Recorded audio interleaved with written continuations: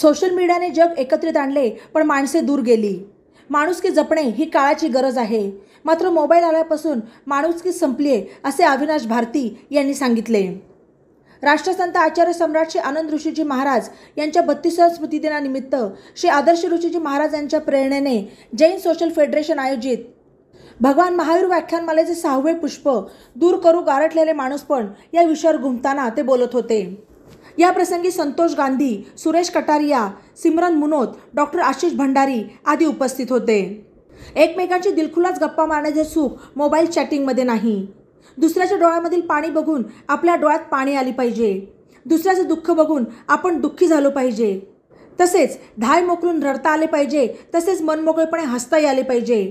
अशा माणसाचे जीवन सोन्याहून पिवळे समजावे, असेही त्यांनी यावेळी पुढे बोलताना नमूद केले. कविता आणि जुन्या गीतांच्या ओळींमधील शब्दांची ताकद दाखवून देत आत्ताच्या अर्थहीन गाण्यांची खिल्ली उडवताना भारती यांनी दाखवलेली प्रात्यक्षिके श्रोत्यांना पोटभर हसवणारी ठरली. पाहूया अविनाश भारती यांचे दूर करू गारठलेले माणूसपण या विषयावरील व्याख्यान. नमस्कार. राष्ट्रसंत आचार्य सम्राट पूज्य श्री आनंद ऋषीजी महाराज साहेब यांच्या 32व्या स्मृतिदिनानिमित्त जैन सोशल फेडरेशन आयोजित भगवान महावीर व्याख्यानमाला आणि या व्याख्यानमालेचं हे पुष्प गुंफत असताना ज्या ज्या महामानवांनी, ज्या ज्या युगपुरुषांनी, ज्या ज्या संत पुरुषांनी तुमचं माझं आयुष्य सुगंधी व्हावं म्हणून स्वतःचं आयुष्य चंदनासारखं झिजवलं आणि तुमच्या माझ्या आयुष्यामध्ये आनंदाचे हे क्षण आणून दिले, त्या तमाम युगपुरुषांना प्रथमतः मी विनम्र अभिवादन करतो. त्यांच्या चरणावर साष्टांग प्रणिपात करतो. खरं तर या कार्यक्रमाच्या निमित्तानं आपण मला या एवढ्या मोठ्या परंपरेमध्ये सहभागी करून घेतलं, त्याबद्दल मी संयोजन समितीचे अगोदर आभार व्यक्त करतो. कारण 32 वर्षाची ही परंपरा आणि या 32 वर्षामध्ये आलेले महाराष्ट्रातील सर्वच दिग्गज व्याख्याते मंडळी, अगदी आत्ता आदर्श महाराज साहेबांसोबत जेव्हा मी संवाद साधत होतो, तेव्हा या भारतातले आणि महाराष्ट्रातले वक्तृत्वाच्या आराधनेतून आणि साधनेतून स्वतःचं अस्तित्व निर्माण करणारी सर्वच दिग्गज मंडळी या व्यासपीठावर येऊन गेलेली आहेत. आणि आज अशा मोठ्या परंपरेच्या व्याख्यानमालेमध्ये बोलण्याचं भाग्य आपण मला दिलं. खरं तर संत तुकारामांच्या शब्दात, उजळले भाग्य आता अवघी चिंता वारली, संत दर्शनी हा लाभ आणि पद्मनाभ जोडीला, पद्मनाभ जोडीला असं म्हणायला हरकत नाही. आणि ते वाजवा ना,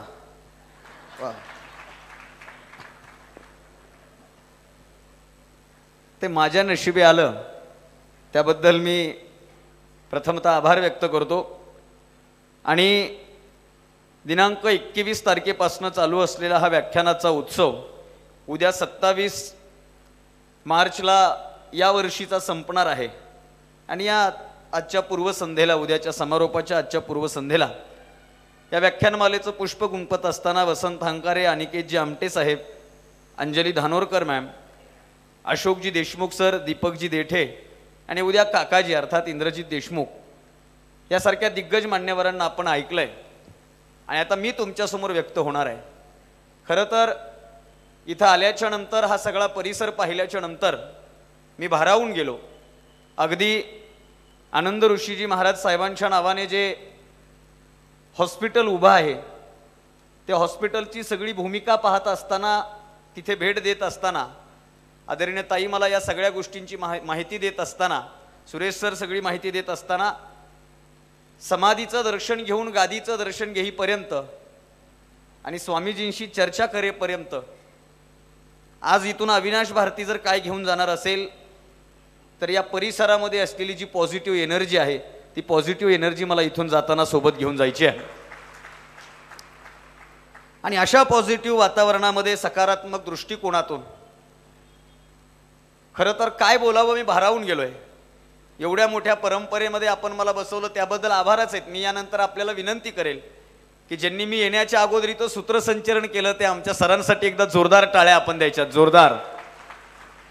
मी लगेच फिरलो आणि फिरून लगेच मी माझी क्लिप सुद्धा पाहत होतो मॅडम, आणि त्यांनी ते फोटोज वगैरे गोळा करून त्यांच्या आवाजामध्ये किंवा इथं आल्यापासून तुम्ही त्यांना सोशल मीडियावर पाहिलं असेल, रील्समध्ये पाहिलं असेल, असं सगळं सगळं सगळं ते कौतुक. मी तिथून इथपर्यंत येईपर्यंत सर माझ्याबद्दल बोलत होते, बाकीचे लोक बघत होते कुठे कुठे. तिकडे जरा अंधार आहे, मी अंधारात दिसत नाही,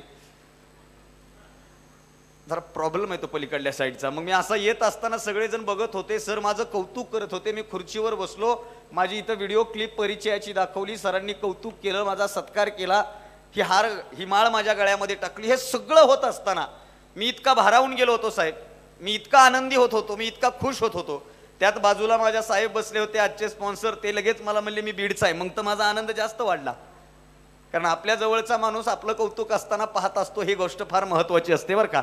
मी हे का बोलतोय, जवळजवळ 250 किलोमीटरचा प्रवास करून मी तुमच्यासमोर आलोय, इतक्या दुरून आलोय, आणि सरांनी माझं कौतुक केलं.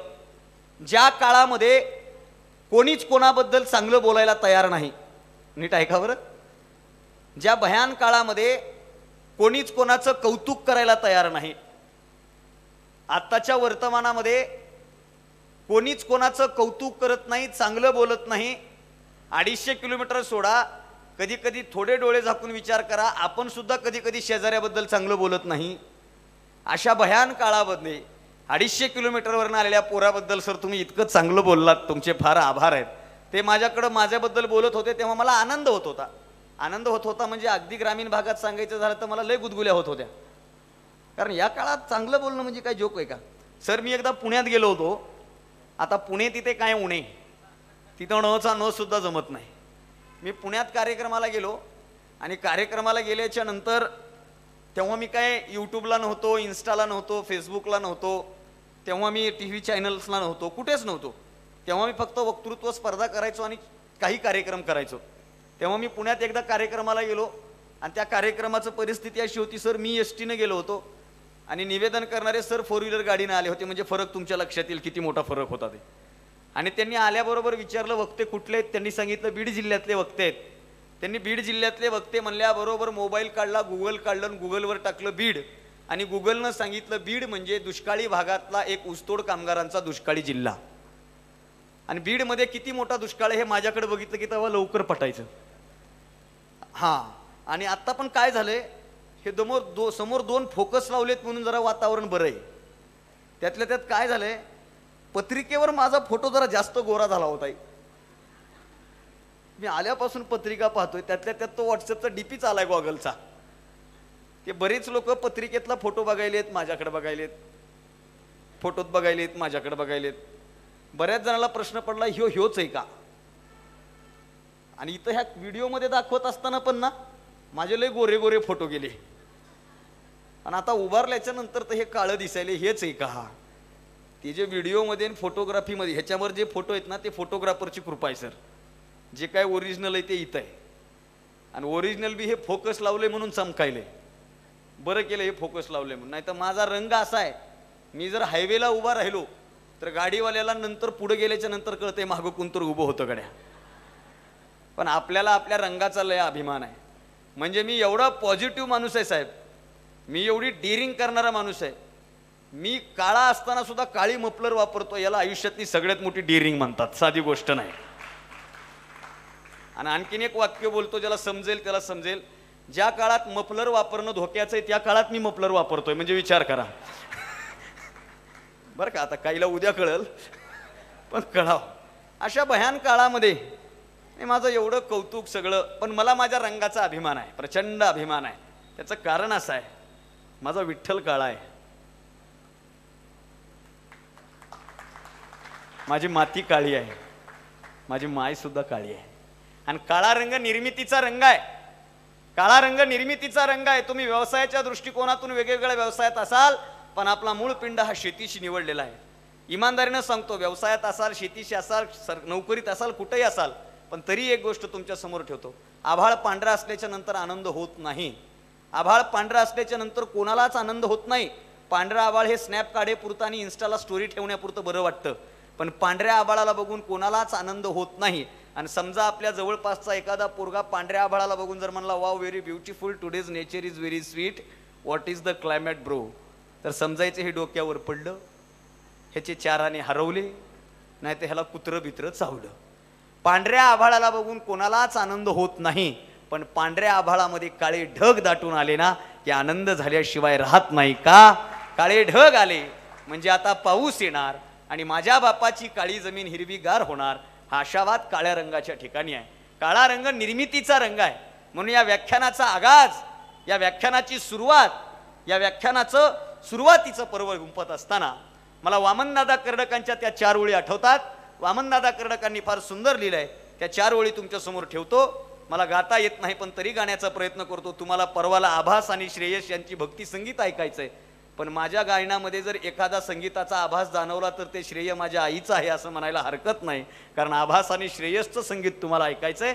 पण वामनदादा कर्डकांनी फार सुंदर लिहिले साहेब, या ओळी मन लावून ऐका. वामनदादा कर्डक असं म्हणतात, काळ्या धरणी वरले काळे, थोडासा इको द्या, काळ्या धरणी वरले काळे, काळाने विणलेले जाळे, करील काही काळे आता काळ्या करणी सवे, तुफानातले दिवे आम्ही हो, तुफानातले दिवे, तुफानातले दिवे आम्ही हो, तुफानातले दिवे.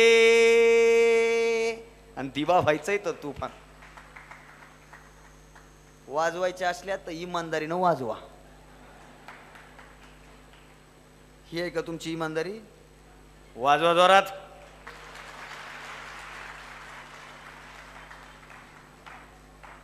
नाही ते काय होईल, हे समोरचे 4-5 जण वाजवायलेत, मागचे मला बघू पुढच्या टायमाला बघू, असं म्हणता म्हणता सगळं संपल. आणि असंही ना, मी पारकाईनं पाहतोय इथं 3 टप्प्यात लोक बसलीत, 1, 2 आणि 3. आणि सध्या महाराष्ट्रात 3 टप्प्याशिवाय काही होऊ शकत सगळ्यांना. हा सर म्हणतात, तुम्ही जी आता कविता गायली ती फोड करून सांगा. तुफानातील दिवे आम्ही हो, तुफानातील दिवे. दिवा व्हायचंय तर तुफानात व्हावं, ऊन वादळ वाऱ्याच्या विरोधात व्हावं, अर्थात प्रतिकूल परिस्थितीमध्ये व्हावं. देवघरात दिवा असतो. आणखीन फोड करून सांगतो, मी महाराज आहे, कीर्तनकार आहे.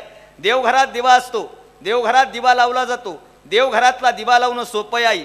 तिथं वादळ वारं नसतं. अगदी देवघरातला दिवा लावताना आम्ही फॅन सुद्धा बंद करतो. तिथं दिवा लावणं अत्यंत सोपं आहे. तिथं काडी पेटी अशी पेटवलं की दिवा लागतो, त्याचा पेट घेतला जातो. ऊन वादळ वाऱ्याच्या विरोधात दिवा लावणं अत्यंत कठीण आहे. आतमधल्या खोलीमध्ये दिवा लावलं तर त्याची दखल कोणी घेत नाही, पण ऊन वादळ वाऱ्याच्या विरोधामध्ये कत्तलखान्यात जेव्हा हॉस्पिटल उभं राहतं ना, तेव्हा त्याची दखल अख्खं नगर आणि अख्खा महाराष्ट्र घेतल्याशिवाय राहत नाही. अर्थात प्रतिकूल परिस्थितीमध्ये स्वतःचं अस्तित्व निर्माण करणं हे जसं महत्वाचं आहे ना, तसं तुफानातला दिवा होणं म्हणजे अत्यंत कठीण बाब आहे. हॉस्पिटलला भेट देत असताना ताईंनी मला सांगितलं की ही जागा कत्तलखान्यासाठी मंजूर झाली होती साहेब, पण आम्ही सगळ्यांनी, आमच्या स्वामीजींनी, आमच्या आचार्य साहेबांनी सगळ्यांनी प्रयत्न केला आणि आज तिथं लोकांना जीवदान देण्याचं काम होतंय. खरं तर माझ्या विषयाची सुरुवात ही तुमच्या कृतीतून झालेली आहे. माझा विषय आहे, चला दूर करूया गारटलेलं माणूसपण. आणि मला वाटतं कत्तलखान्याच्या ठिकाणी एक प्रशस्त असं हॉस्पिटल कमी खर्चामध्ये आणि शक्यतो फुकट पद्धतीनं, मोफत पद्धतीनं सुरू झालं ना, हे पहिलं माणूसपणाची मुहूर्तमेढ आपल्या या कृतीतून दिसून येते. तुम्हा सर्वांना सलाम आहे. दिवा व्हायचंय तर तुफानातलं व्हावं, आणि दिवा तुफानातलं होणं म्हणजे काही साधी गोष्ट नाही. वामनदादांनी पुढच्या 2 ओळीत असं लिहिलंय, ते म्हणतात, हल्ल्यावरती होती हल्ले, हल्ल्यावरती होती हल्ले, अभंग आमुची बाले किल्ले, असाच आमुचा ताठर माता, कधी न खाली शिवे, तुफानातले दिवे आम्ही हो, तुफानातले दिवे, तुफानातले दिवे आम्ही हो, तुफानातले दिवे. आणि मला वाटतं आपल्या या सगळ्यांच्या आयुष्यामध्ये जेव्हा नैराश्याचं तुफान होतं, आध्यात्मिक उन्नतीचं तुफान होतं ना, तेव्हा चिंचोडी शिराळा नावाच्या गावामध्ये एक चांगला दिवा आला, ज्या दिव्यानं तुमचं माझं आयुष्य प्रकाशमान केलं. त्या दीपाचं नाव म्हणजे राष्ट्रसंत आचार्य सम्राट पूज्य श्री आनंद ऋषीजी महाराज साहेब, ज्यांच्या प्रकाश ज्योत्याखाली खरं तर निसर्गाचा एक नियम आहे साहेब. निसर्गाचा काय नियम आहे? एका वडाच्या झाडाखाली दुसरं वडाचं झाड कधीच येत नाही. शेतकऱ्यांना, समोर बसलेल्या जाणकारांना कळेल, एका वटवृक्षाच्या खाली दुसरं वटवृक्ष आले असं कधीच पाहायला मिळत नाही. एक वडाचं झाड आहे, त्याच्या खाली वडाचं झाड आहे, असं आम्हाला बिलकुल पाहायला मिळत नाही. पण काही माणसं हे स्वतःच्या कर्तृत्वातून आणि स्वतःच्या नियोजनातून, स्वतःच्या जीवन प्रवासातून निसर्गाच्या नियमाला सुद्धा अपवाद ठरत असतात. म्हणून आपण ज्याची अनुभूती घेताय ते आनंद ऋषीजी महाराज साहेब यांच्या छायेछत्राखाली वाढलेलं आणखीन एक वटवृक्ष म्हणजे आचार्य साहेब, ज्यांच्यामुळं हा सगळा विस्तार, ज्यांच्यामुळं हे वैभव आपल्याला इथं पाहायला मिळतंय. खरं तर एका वटवृक्षाखाली दुसरं वटवृक्ष येत नाही, पण काही लोक स्वतःच्या कर्तृत्वानं निसर्गाच्या नियमाला अपवाद ठरत असतात. त्यामधलं हे प्रत्यक्ष दर्शन मला आज या निमित्तानं झालंय. खरं तर माणूसपण आणि माणूसपणाची व्याख्या आपल्या सगळ्यांना माहिती आहे. वर्तमानामध्ये सगळ्यात महत्त्वाची गोष्ट आहे ती म्हणजे माणूसपणाची. त्याचं कारण आहे साहेब, वर्तमानामध्ये सगळ्या गोष्टी मिळतात, सगळ्या गोष्टी मिळतात. वर्तमानामध्ये गुगल नावाच्या सिस्टमवर तुम्ही काही सर्च करा, तुम्हाला लगेच मिळून जातं. पण या वर्तमानामध्ये कुठलीही गोष्ट डाउनलोड करता येते, वर्तमानामध्ये कुठलीही गोष्ट ऑर्डर करता येते, पण वर्तमानामध्ये एकच गोष्ट ऑर्डर करता येत नाही, डाउनलोड करता येत नाही, ती गोष्ट म्हणजे माणूसपण. आणि ते माणूसपण आपल्यामध्ये आता आपल्याला पेरणं काळाची गरज आहे. कारण प्रत्येकाच्या हृदयात माणुसकीचा सॉफ्टवेअर जोपर्यंत लागणार नाही ना, तोपर्यंत आमचे हँग झालेले हँडसीट पुन्हा कधीच व्यवस्थित जाग्यावर येणार नाहीत. याचा वर्तमानामध्ये सगळ्यांनी विचार करणं काळाची गरज आहे. माझा कवी म्हणून उल्लेख झाला सर, माझा कवी म्हणून उल्लेख केला. माणूसपणावरची कविता वाचत असताना या आशयाची एक कविता माझ्या लहानपणी होती. काय कविता होती? लहानपणी आम्ही कविता ऐकायचो, कविता आम्हाला सरांनी शिकवायची. सर म्हणायचे, पूर्वी कसा पाऊस काळ 4 महिने असायचा. विचार करा हे काय होतंय. पूर्वी कसा पाऊस काळ 4 महिने असायचा आणि हिरवगार रान पाहून माणूस खुशीत हसायचा. अगोदर 4-4 महिन्याचा पावसाळा होता, आता 4-4 महिन्याचा पावसाळा आहे का? आता एकाच दिवसात सकाळी थंडी वाजती, दुपारी ऊन लागतं आणि संध्याकाळी पाऊस पडतो.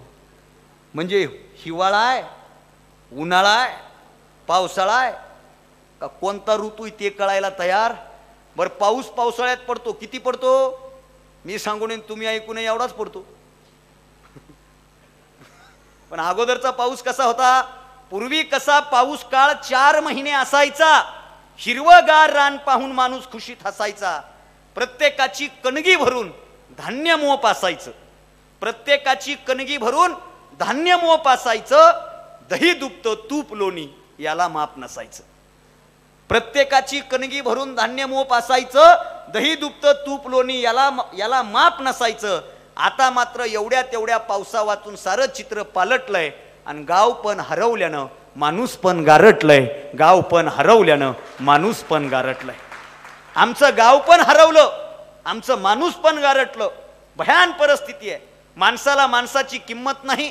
अगदी माझी आजी मला लहानपणी सांगायची, बाळा अगोदर जर आभाळामध्ये काळे ढग दाटून आले ना, पाऊस इतका पडायचा विचारायची सोय नाही. आणि माणसाला साधं खर्चटलं ना तरी माणसं असं डाय मोकलू मोकलू रडायची. इतकी संवेदनशील पिढी त्या काळातली होती. वर्तमानामध्ये काळ्या ढगांना धरून असं लदलद लदलद हलवलं ना तरी टिपूसभर पाणी गळत नाही. आणि माणसाला माणसासमोर जिवंत जाळलं ना तरी आमच्या डोळ्यातून आसू ढळत नाही. इतकी दुर्दैवी परिस्थिती वर्तमानामध्ये तयार झाली आहे. ती का तयार झाली आहे याचा विचार कधी तर करणं काळाची गरज आहे. कधीतरी आठवा, आजही आम्हाला सोशल मीडियावर जुन्या काळची फोटो, जुन्या काळचं मंदिर, जुन्या काळचा गाव आठवला ना की आम्हाला भारी वाटतं. पण वर्तमानामध्ये हे चित्र आम्हाला पाहायला मिळत नाही. वर्तमानामध्ये त्याची जास्त गरज आहे. गारटलेलं गाव पण मला तुम्हाला अगोदर सांगायचं आहे. इथं बसलेला प्रत्येक जण वेगवेगळ्या गावातून या शहरात आलेला आहे. म्हणून हे शहर नाही तर वेगवेगळ्या गावांचा एक संघ म्हणजे हे शहर आहे. इथं एक गाव नाही, अनेक गाव माझ्या समोर बसलेले आहेत. पण आम्हाला आमच्या गावाबद्दलची भूमिका किती महत्त्वाची ती घेणं काळाची गरज आहे. आम्हाला आमच्या गावावर प्रेम नाही, आम्हाला आमच्या गावातल्या माणसावर प्रेम. आणि वर्तमानात तसंच होत आहे. मी अगदी मोकळं बोलू का? आणखीन मोकळं बोलू का? ताई, मी माझ्या गावात कार्यक्रम करीत नाही. माझ्या गावात मी कार्यक्रमच करीत नाही. रोज फिरतोय, रोज. आज 26 तारीख आहे आणि या महिन्यातला माझा हा 42वा कार्यक्रम आहे. रोज फिरतोय पण मी माझ्या गावात फिरत नाही. का? आता मोकळं सांगतो. यावर्षी शिवजयंतीला माझे सगळे मित्र म्हणले, शिवजयंतीचं व्याख्यान तू कर, तुला 50,000 मानधन देतो. म्हणलं माझ्याकडून लाखपट्टी घ्या, पण मी बोलणार. कारण मी माझ्या गावामध्ये जाऊन काही सांगू द्या, मी जर असं भाषणाला उभा राहून बोलायला लागलो ना, खाली बसलेले म्हणतात, बर असे आहे का, तू सांग आता आम्हाला. तेवढंच राहिलंय आता. अख्ख्या जगाचं ऐकलं, आता तुझंच ऐकायचं राहिलं. आता तू सांग. आणि मी काही बोलू द्या, इकडं तत्वज्ञान सांगू द्या, बर असे आहे का. हे आवाजाला डेंजर आहेत. हे आम्हाला कळणं गरजेचं आहे. का? पुन्हा एक गोष्ट सांगतो की मी आत्ता व्हॉट्सअपला 8-10 दिवसापूर्वी वाचलं की कौतुक लांबच्या लोकांकडून होतं, जवळच्या लोकांचा अर्धा वेळ नावं ठेवण्यात आणि संशय घेण्यात जात असतो. ही वस्तुस्थिती आहे. पण आता पुढं ऐका, कौतुक जरी लांबच्या लोकांकडून होत असलं, जवळची लोक जरी नाव ठेवत असली आणि संशय घेत असली ना, तरी जीवनामधला खरा आधार या मनाला देण्याचं काम ही जवळची आणि गावातलीच लोक करत असतात. म्हणून आम्हाला गावाचं महत्त्व कळणं काळाची गरज आहे. आमच्याकडे राहिलं नाही साहेब. गारटलेलं माणूस पण त्याच्या अगोदर हरवलेलं गाव पण सांगायचंय, मग माणूस पण गारटलेल्याकडे जायचंय. मला गाव पण किती हरवलंय. आणि आणखीन सांगू, गावाची किंमत कधी कळाली माहिती का? लॉकडाऊनच्या काळात. समोर बसलेल्या लोकांनी आठवा, जसं लॉकडाऊन झालं ना साहेब, काही लोक गावातून बाहेर पडली होती. काय म्हणून बाहेर पडली होती माहिती का? येताना अख्ख्या गावात तोऱ्यात सांगितलं होतं, आता मी गावात वापस येत, आता आली तर माझी बॉडीच येईल, पण मी या गावचं तोंड बघणार. जसं लॉकडाऊन झालं, ट्रकनं आले, टेम्पोनं आले, दुधाच्या टँकरमध्ये आले, पेट्रोलच्या गाडीत आले, कोंबड्याच्या खुरवाड्यात आले, काही मधल्या मार्गे चलत आले. आणि गावात आल्या एका पगडीवाल्या म्हाताऱ्याने विचारलं, ए कस काय गावाकडे वापस आलास? आणि आल्या व्हॉट्सअपला स्टेटस ठेवले, क्या लगता था नहीं लौटेंगे. आ गए. आणि मग गावातल्या म्हाताऱ्याने विचारलं, ए कस काय गावाकडे वापस आलास? आणि यानं बोलता बोलता सांगितलं, भाऊ शहरामध्ये भाकर मिळेल का नाही माहित नाही, पण गावामध्ये मी उपाशी मरणार नाही हा विश्वास होता म्हणून गावाकडे वापस आलोय. शहरात कोणी भाकर देईल का सांगता येत नाही, पण मी गावामध्ये उपाशी मरणार नाही हा जो विश्वास आहे ना, तो विश्वास मला इथपर्यंत घेऊन आला. आणि मला वाटतं आम्हाला गारटलेलं माणूस पण समजून घेत असताना अगोदर जे आमचं गाव पण हरवत चाललंय ना, ते गाव पण सुधारणं काळाची गरज आहे. आम्हाला जगाचा अभिमान आहे, आम्हाला आमच्या गावाचा अभिमान नाही. आम्हाला आमच्या जगाची प्रीती आहे, पण आम्हाला आमच्या गावाबद्दलची आस्था नाही. हे सगळ्यात मोठं दुर्दैव आहे. गावामध्ये लहानपणी खेळणारं पोरगं शहरामध्ये नोकरीला लागतं, चांगली नोकरी लागते, आणि ते गावाकडे गेले की बोलता बोलता लोकांना म्हणतं, मला आता गावची धूळ सहन होत नाही, गावच्या धुळीची मला आता ॲलर्जी झाली आहे. आणि लहानपणी हा खेळत होता, ह्याच्या घरात माती नव्हती, तर ह्यानं चड्डीच्या खिशात ते रस्त्यावरची माती नेली, परचीवर किरली, आणि आता म्हणते मला याची ॲलर्जी झाली. काही तर बोलता बोलता डायलॉग म्हणतात, आपल्या गावचं पाणी बदललंय. गावचं पाणी नाही बदललं, तुला नको त्या पाण्याचा नाद लागलाय.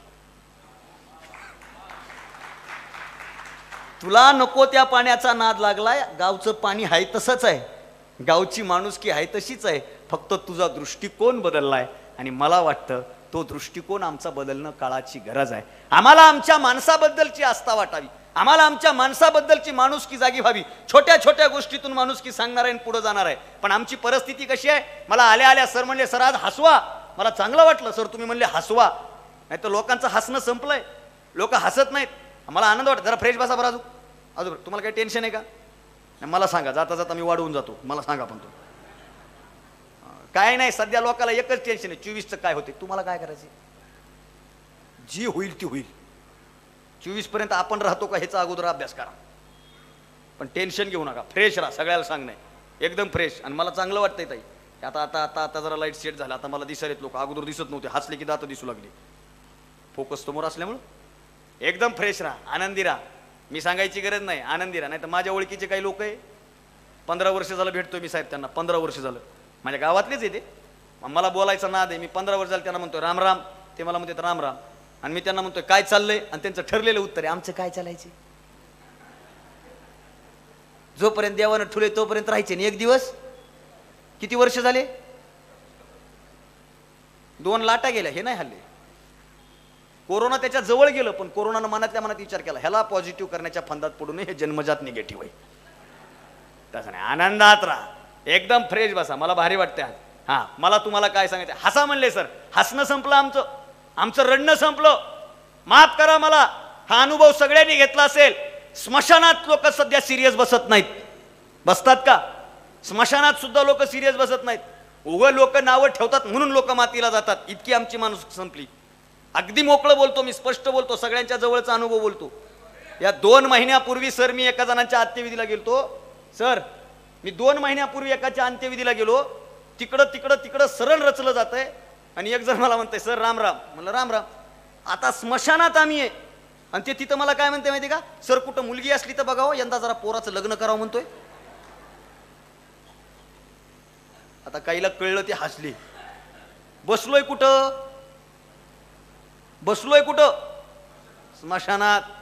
स्मशानात बसलोय. मी मनातल्या मनात म्हणलं बापू ह्याचा कार्यक्रम तर होऊ दे. अरे स्थळ कोणतं, तू पोराला स्थळ बघ म्हणतो. कस काय जमत? म्हणजे लोक सिरियस नाहीत. सिरियस नाही म्हणून फ्रेश बसा इथं पण. आता इकडे पद्धत आहे का नाही माहित नाही, इकडे असलच नगर म्हणलं.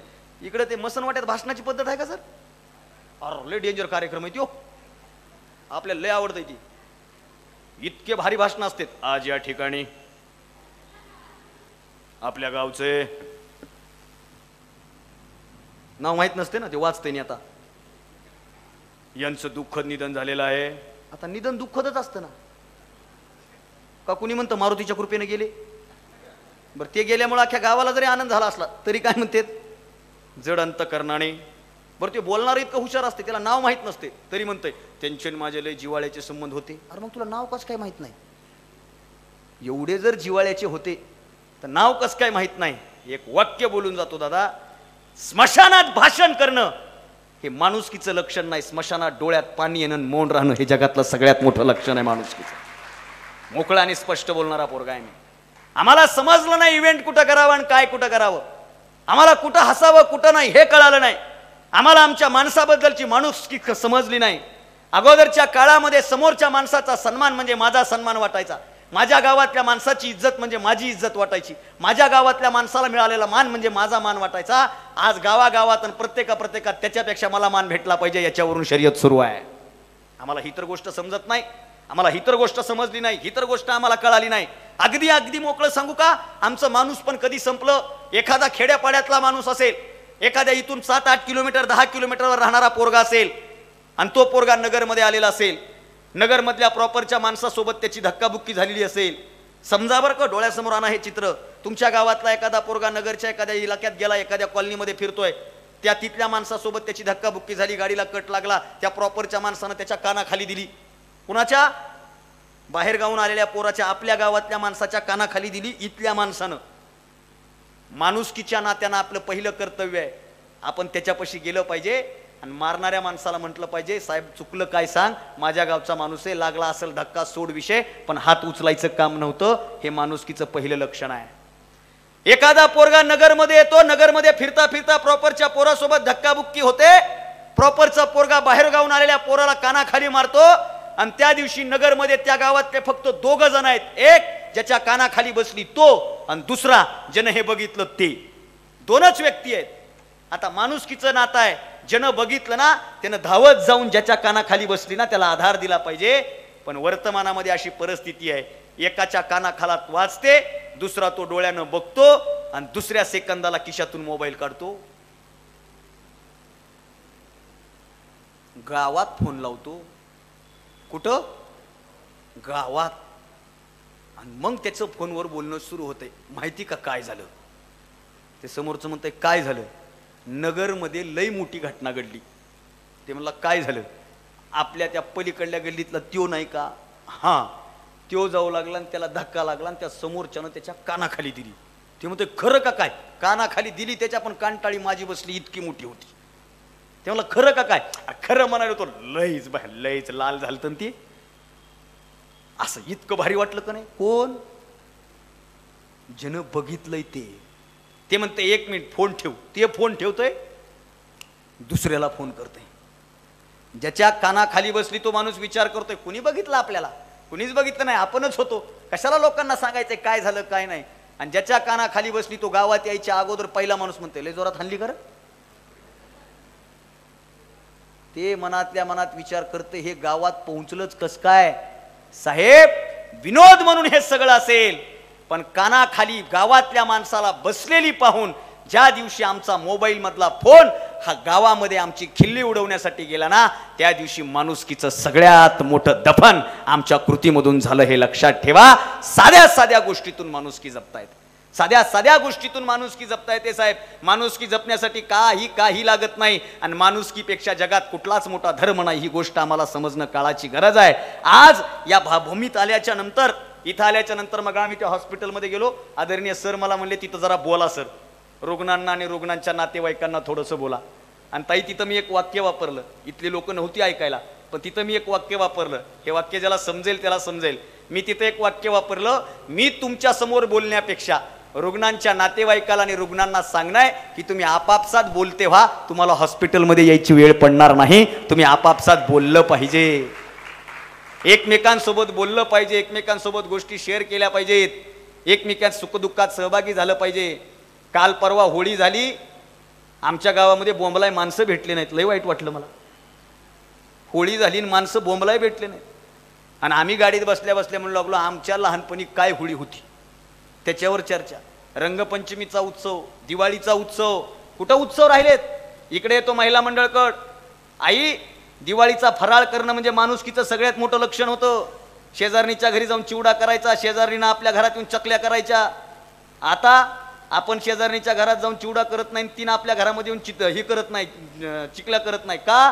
त्याचं कारण आहे, तिनं रामबंधूचा चिवडा मसाला आणलाय आणि हिनं चितळेच्या भाकरवड्या विकत घेतल्यात. ज्या दिवशीपासून फराळाचा सोहळा करताना त्याच्यामध्ये रामबंधून चितळे आले ना, त्या दिवशी सुद्धा आमची माणुसकी संपली असं म्हणायला हरकत नाही. म्हणजे मी त्या प्रोडक्टला नाव ठेवत नाही, मला जे सांगायचे ते समजून घ्या. अगोदरच्या काळात एकमेकीच्या घरी जाऊन करणं हे ठरलेलं होतं. एखादा पदार्थ असा होता की ती शेजारीन आल्याशिवाय त्या घरामध्ये होतच नव्हता. अहो, आमची माणुसकी एवढी संपली म्हणजे आम्ही एवढे हुशार आहेत. दरवर्षी आकाशी दिवा लावतो, दरवर्षी फक्त बल्ब बदलतो. कळतंय का काय बोलतो ते? दरवर्षी आकाशी दिवा लावतो आम्ही, फक्त बल्ब बदलतो. ते बी शार्ट झाला असेल तर,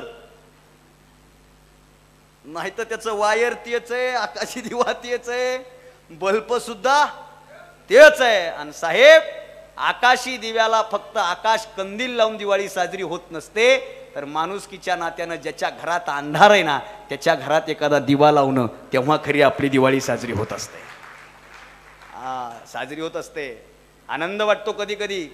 खरं तर जेव्हा माणुसकीची भिंत नावाची कन्सेप्ट महाराष्ट्रात आली, माणुसकीची भिंत नावाची कन्सेप्ट आली, माणुसकीची भिंत म्हणजे आपल्याला जे हवं नाहीये कपडा, त्यानं त्या भिंतीवर नेऊन अडकवायचा, आणि ज्याला पाहिजे ना त्यानं तो घेऊन जायचा. सुरुवातीचे 2 महिने मला लय आवडलं ते. आत्ता काय परिस्थिती आहे जरा बघा, आत्ता काय परिस्थिती आहे. त्याचं बी कारण आहे, ह्याला गरज आहे घालायची, तरी हे म्हणतोय दुसऱ्याची घालू का? आणि ह्याला माहिती आहे आपल्या घरामध्ये, तरी ते म्हणते माझी देऊ का? या दोन ज्या मानसिकता आहेत ना, माझा लय मोठा विषय आहे, पण मी असा धावता वर बोलतोय. लय मोठा विषय. माणुसकी जपण्यासाठी लय काही गोष्टी लागत नाहीत. आपला काळ आठवा ना आत्ताचा काळ आठवा. आताही माझ्यासमोर लहान लहान मुलं बसलीत, ही सगळी शाळेत जातात, स्कूलला जातात, इकडे तिकडे जातात. आपल्या लहानपणी आत्ताच्या वर्तमानामध्ये हीच परिस्थिती वेगळी आहे सर. माझ्या लहानपणी मी शाळेत जायचो ना, तेव्हा मला काहीच भेटत नव्हतं, पण माझी शाळा शिकण्याची इच्छा जास्त असायची. का? कारण तेव्हा फक्त शाळा नव्हती, तर तिथं माणुसकीचा मेळा भरायचा म्हणून आम्हाला शाळेमध्ये जावं वाटायचं. तिथं एकमेकांच्या सुखदुःखामध्ये आम्ही सहभागी व्हायचो म्हणून आम्हाला जावं वाटायचं. आता तसं राहिलं नाही साहेब. छोट्या छोट्या गोष्टीतून वर्गातला एक क्लासमेट सोडला तर बाकीच्या लेकरांना विद्यार्थ्याची नावही माहीत नाहीत. आपल्या वेळेला विद्यार्थ्याचं नाव माहीत होतं, त्याच्या बापाचं माहीत होतं, त्याच्या बापाचं माहीत होतं का नाही? कधी कधी लय बोलायला तर त्याच्या बापाच्या नावानं बोलत होतो आपण, मग ते शांत बसायचं. अशी परिस्थिती होती. पण वर्तमानात तसं राहिलं नाही. वर्तमानात सगळ्या गोष्टी बदलल्या. साध्या साध्या गोष्टीतली बदलत चाललाय आमचा. आम्हाला हा भाग समजून घेणं काळाची गरज आहे. मी 2 मिनिटांमध्ये अगोदरची परिस्थिती आणि आत्ताची परिस्थिती सांगतो. ताई, मी एका इंग्लिश स्कूलच्या कार्यक्रमाला गेलो होतो, इंग्लिश स्कूलच्या कार्यक्रमाला. आणि इंग्लिश स्कूलच्या कार्यक्रमाला गेलो, सगळे विद्यार्थी माझ्यासमोर बसले होते. आता ज्यांना समजेल ही, मी सगळे माझ्यासमोर बसले होते सर. आणि माझ्यासमोर जेवढे विद्यार्थी बसले होते ना, त्या सगळ्या विद्यार्थ्यांनी असा एक रुमाल असा त्रिकोणी केला होता असा, आणि तो रुमाल इथं लावला होता असा, इथं लावला होता. मला निघेपर्यंत कळना हे हाय काय. मग मी शेवटी कदरून त्या प्राचार्यांना म्हणलं, सर व्हॉट इज धिस. प्राचार्य म्हणले, धिस इज एमर्जन्सी. मी म्हणलं कस काय. ते म्हणले, थंडी पाण्याचे दिवस आहे, सर्दी जर झाली असेल तर आपली स्वच्छता आपणच करावी, याच्यासाठी घरच्यांनी केलेली ही सुविधा आहे. मी गपकन डोळे झापले, मनातल्या मनात विचार केला, अविनाश तुला हातरुमाल कधी माहीत झाला. मला 10वीत असताना सर हातरुमाल नावाचा प्रकार कळाला. 10वी पर्यंत मला हातरुमाल माहीत नव्हता. मग मलाही सर्दी व्हायची, तुम्हालाही सर्दी व्हायची, आपले बी धरण भरायचे. आणि आपल्या धरणाचा दरवाजा उघडायचा आणि प्रवाह सुरू व्हायचे. रुमाल तर नव्हता. काय होतं आपल्याकडं, शाबास टाळ्या वाजवा. सगळ्यांच्या डोक्यात आले, पण काही जण लाजायलेत. होतं का नाही. आणि आणखीन एक वाक्य लिहून घ्या. विज्ञानानुसार ही केलेली क्रिया साधारणतः 3 मिनिटांनंतर परिणाम दाखवते. क्रिया संपते आणि 3 मिनिटांनंतर परिणाम काय होतो, चमचम करता. होतं का नाही. कडक कपडे होते, कडक कपडे. बेल्ट होता, करदुडा, करदुड्याला तुराटी.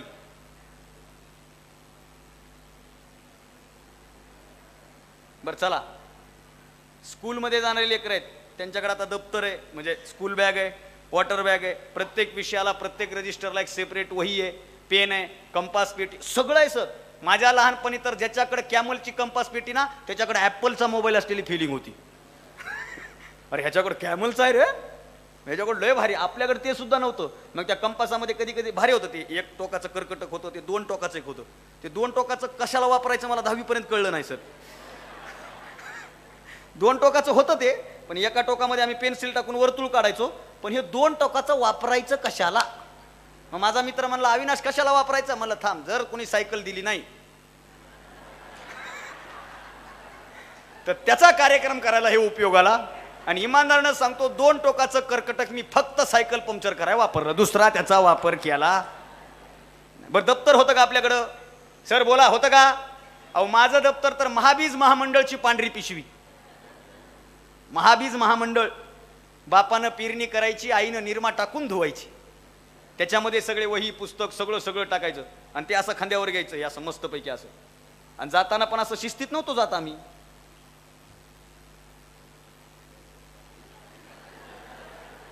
आणि त्याचा जर बंद तुटला ना, बीजगणित, भूमिती, इंग्रजी सगळं हवेत. पुन्हा जायचं, पुन्हा दप्तरात भरायचं आणि पुन्हा दुसऱ्या दिवशी शाळेत जायचं. सोबत मित्र असायचा. मित्राचे कपडे फाटके, आपले कपडे फाटके, मित्राच्या कपड्याला ठिगळं, आपल्या कपड्याला ठिगळं. पण जेव्हा तो मित्र हातात हात द्यायचा ना, जगातल्या सगळ्या संकटाला तोंड देण्याची ताकद त्या मित्राच्या हातात हात असल्यामुळे असायची. तेव्हा कधी मित्राने विचार केला नाही. काय विचार केला नाही तेव्हा कधी मित्राने विचार केला नाही, याचे कपडे फाटकेत. अरे येणं जो आता हात पुसलाय त्याचा इथं जे वन पडलाय, इथं जो डाग पडलाय ना, ते पाहून त्याला कधीच ऑकवर्ड फील झालं नाही. त्यानं कधीच छाछीव केलं नाही. उलट त्या मित्रानं हातात हात धरला. तो मित्र त्याच हातानं मला घरी घेऊन गेला आणि त्याच्या बापानं दारामध्ये बसवून, घरामध्ये बसवून दोघाला सेम ताटामध्ये जेवायला वाढलं ना. ती माणुसकी आता वर्तमानामध्ये असणं काळाची गरज आहे साहेब. छोट्या छोट्या गोष्टी. मागे एक सोशल मीडियावर एक व्हिडिओ व्हायरल झाला होता. काय व्हिडिओ होता. बाहेर देशातला व्हिडिओ होता. तो बाहेर देशातला व्हिडिओ होता. काय व्हिडिओ होता. त्या व्हिडिओमध्ये असं सांगितलं, लंच ब्रेक होतो आणि लंच ब्रेक झाल्याच्या नंतर सगळी लेकरं आपला आपला टिफिन काढून जेवायला लागतात डेस्कवर. सगळ्यांनी तो व्हिडिओ बघितला असेल.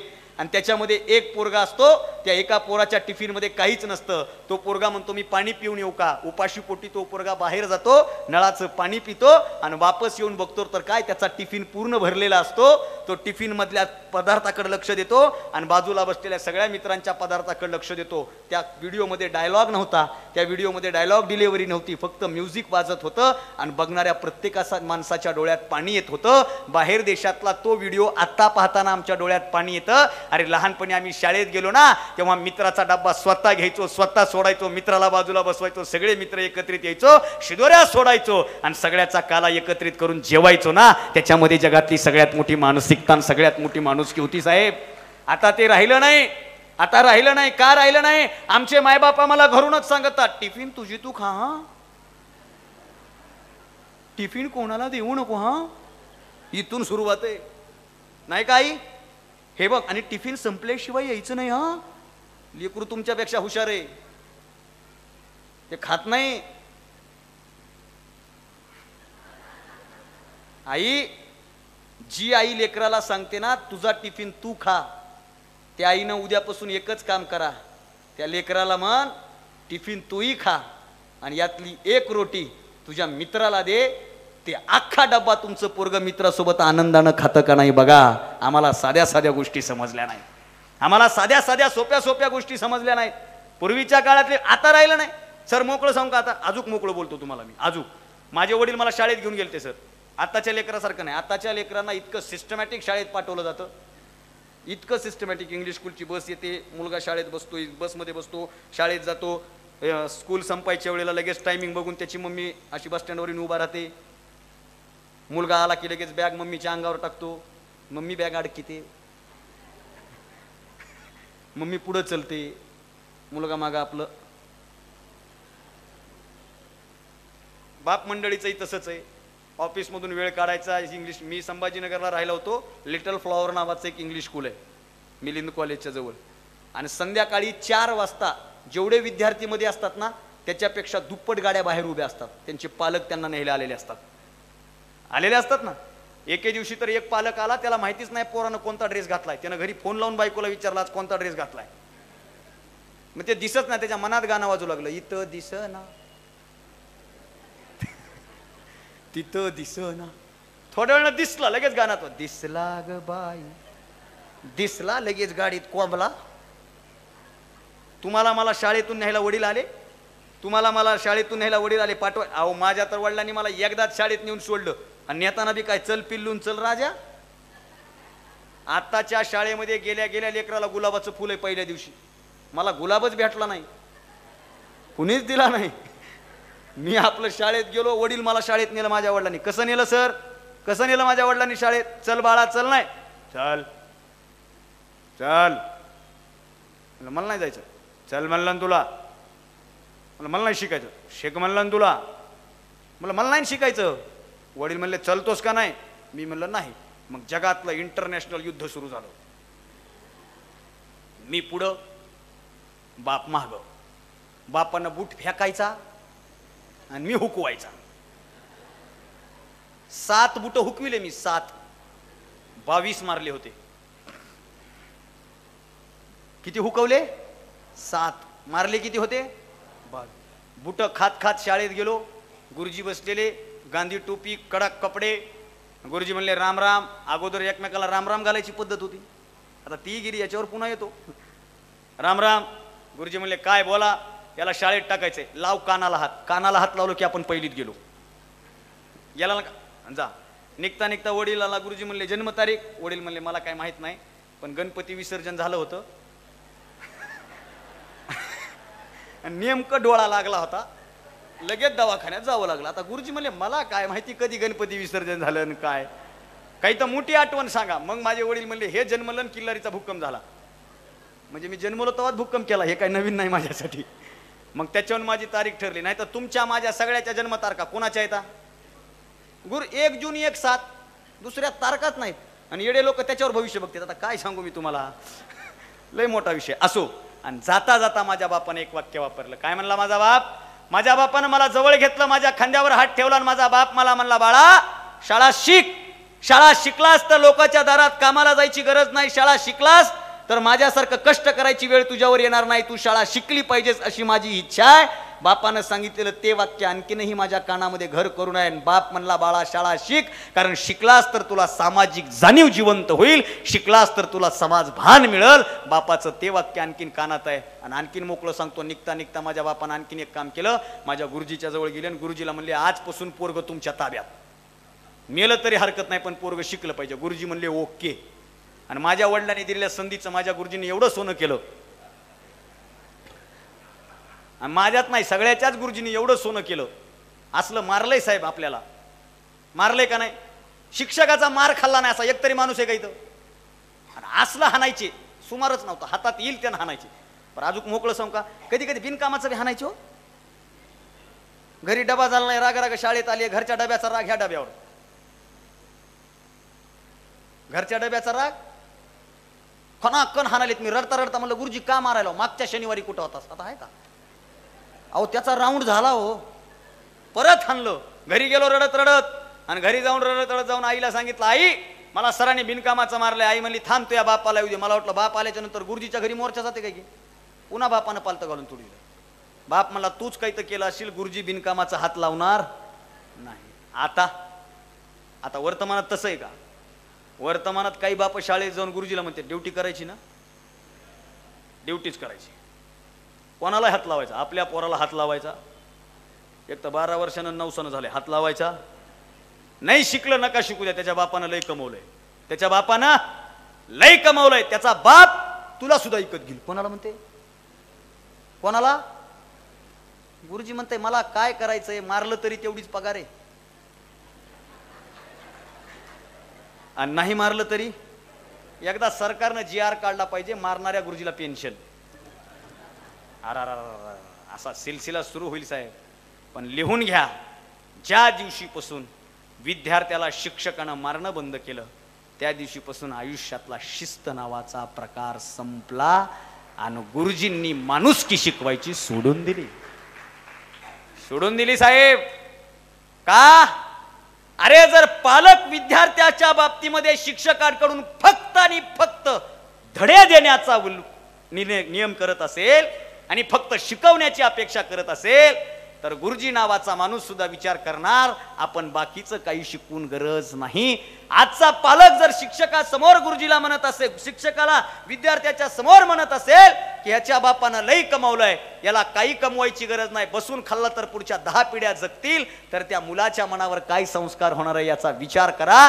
म्हणून तुमची दौलत, तुमची संपत्ती ही तुमच्या यबड्यांवरून कधीच दिसणार नाही, तुम्ही तुमच्या लेकरावर माणुसकीचा किती मोठा संस्कार केलाय याच्यावरून दिसणार आहे. म्हणून समोर बसलेल्या लोकांना वर्तमानात त्याची गरज आहे साहेब. आज लोकांना माणुसकी संपत चालली, लोकांना माणुसकीची किंमत राहिली नाही.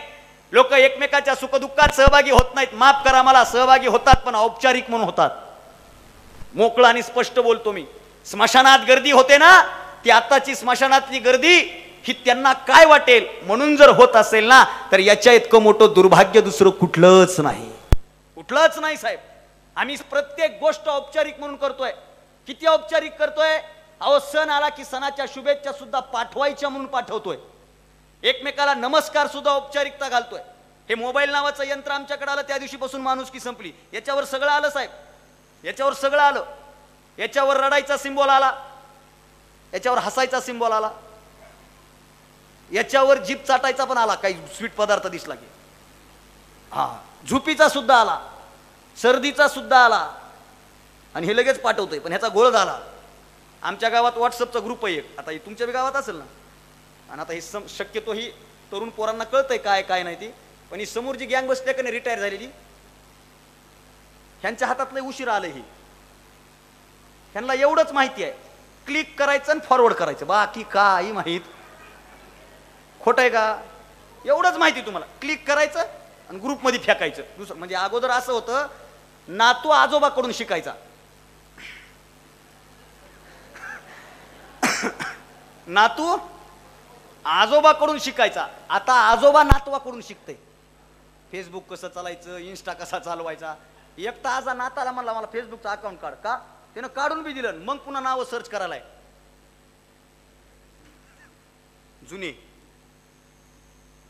त्यांचं अकाउंटच नाही फेसबुकला. तरी म्हणतोय सर्च कर. काळ सगळा.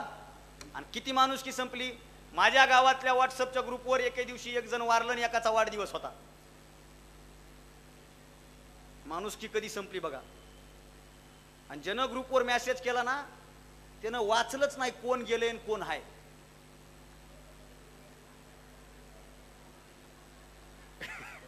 म्हणजे अनुभव आहे सगळ्याला. जे गेलंय त्याला हे म्हणलं वाढदिवसाच्या मनपूर्वक शुभेच्छा, तुम्हाला उदंड आयुष्य लाभो.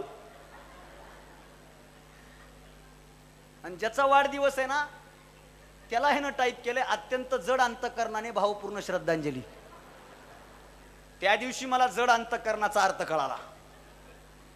का?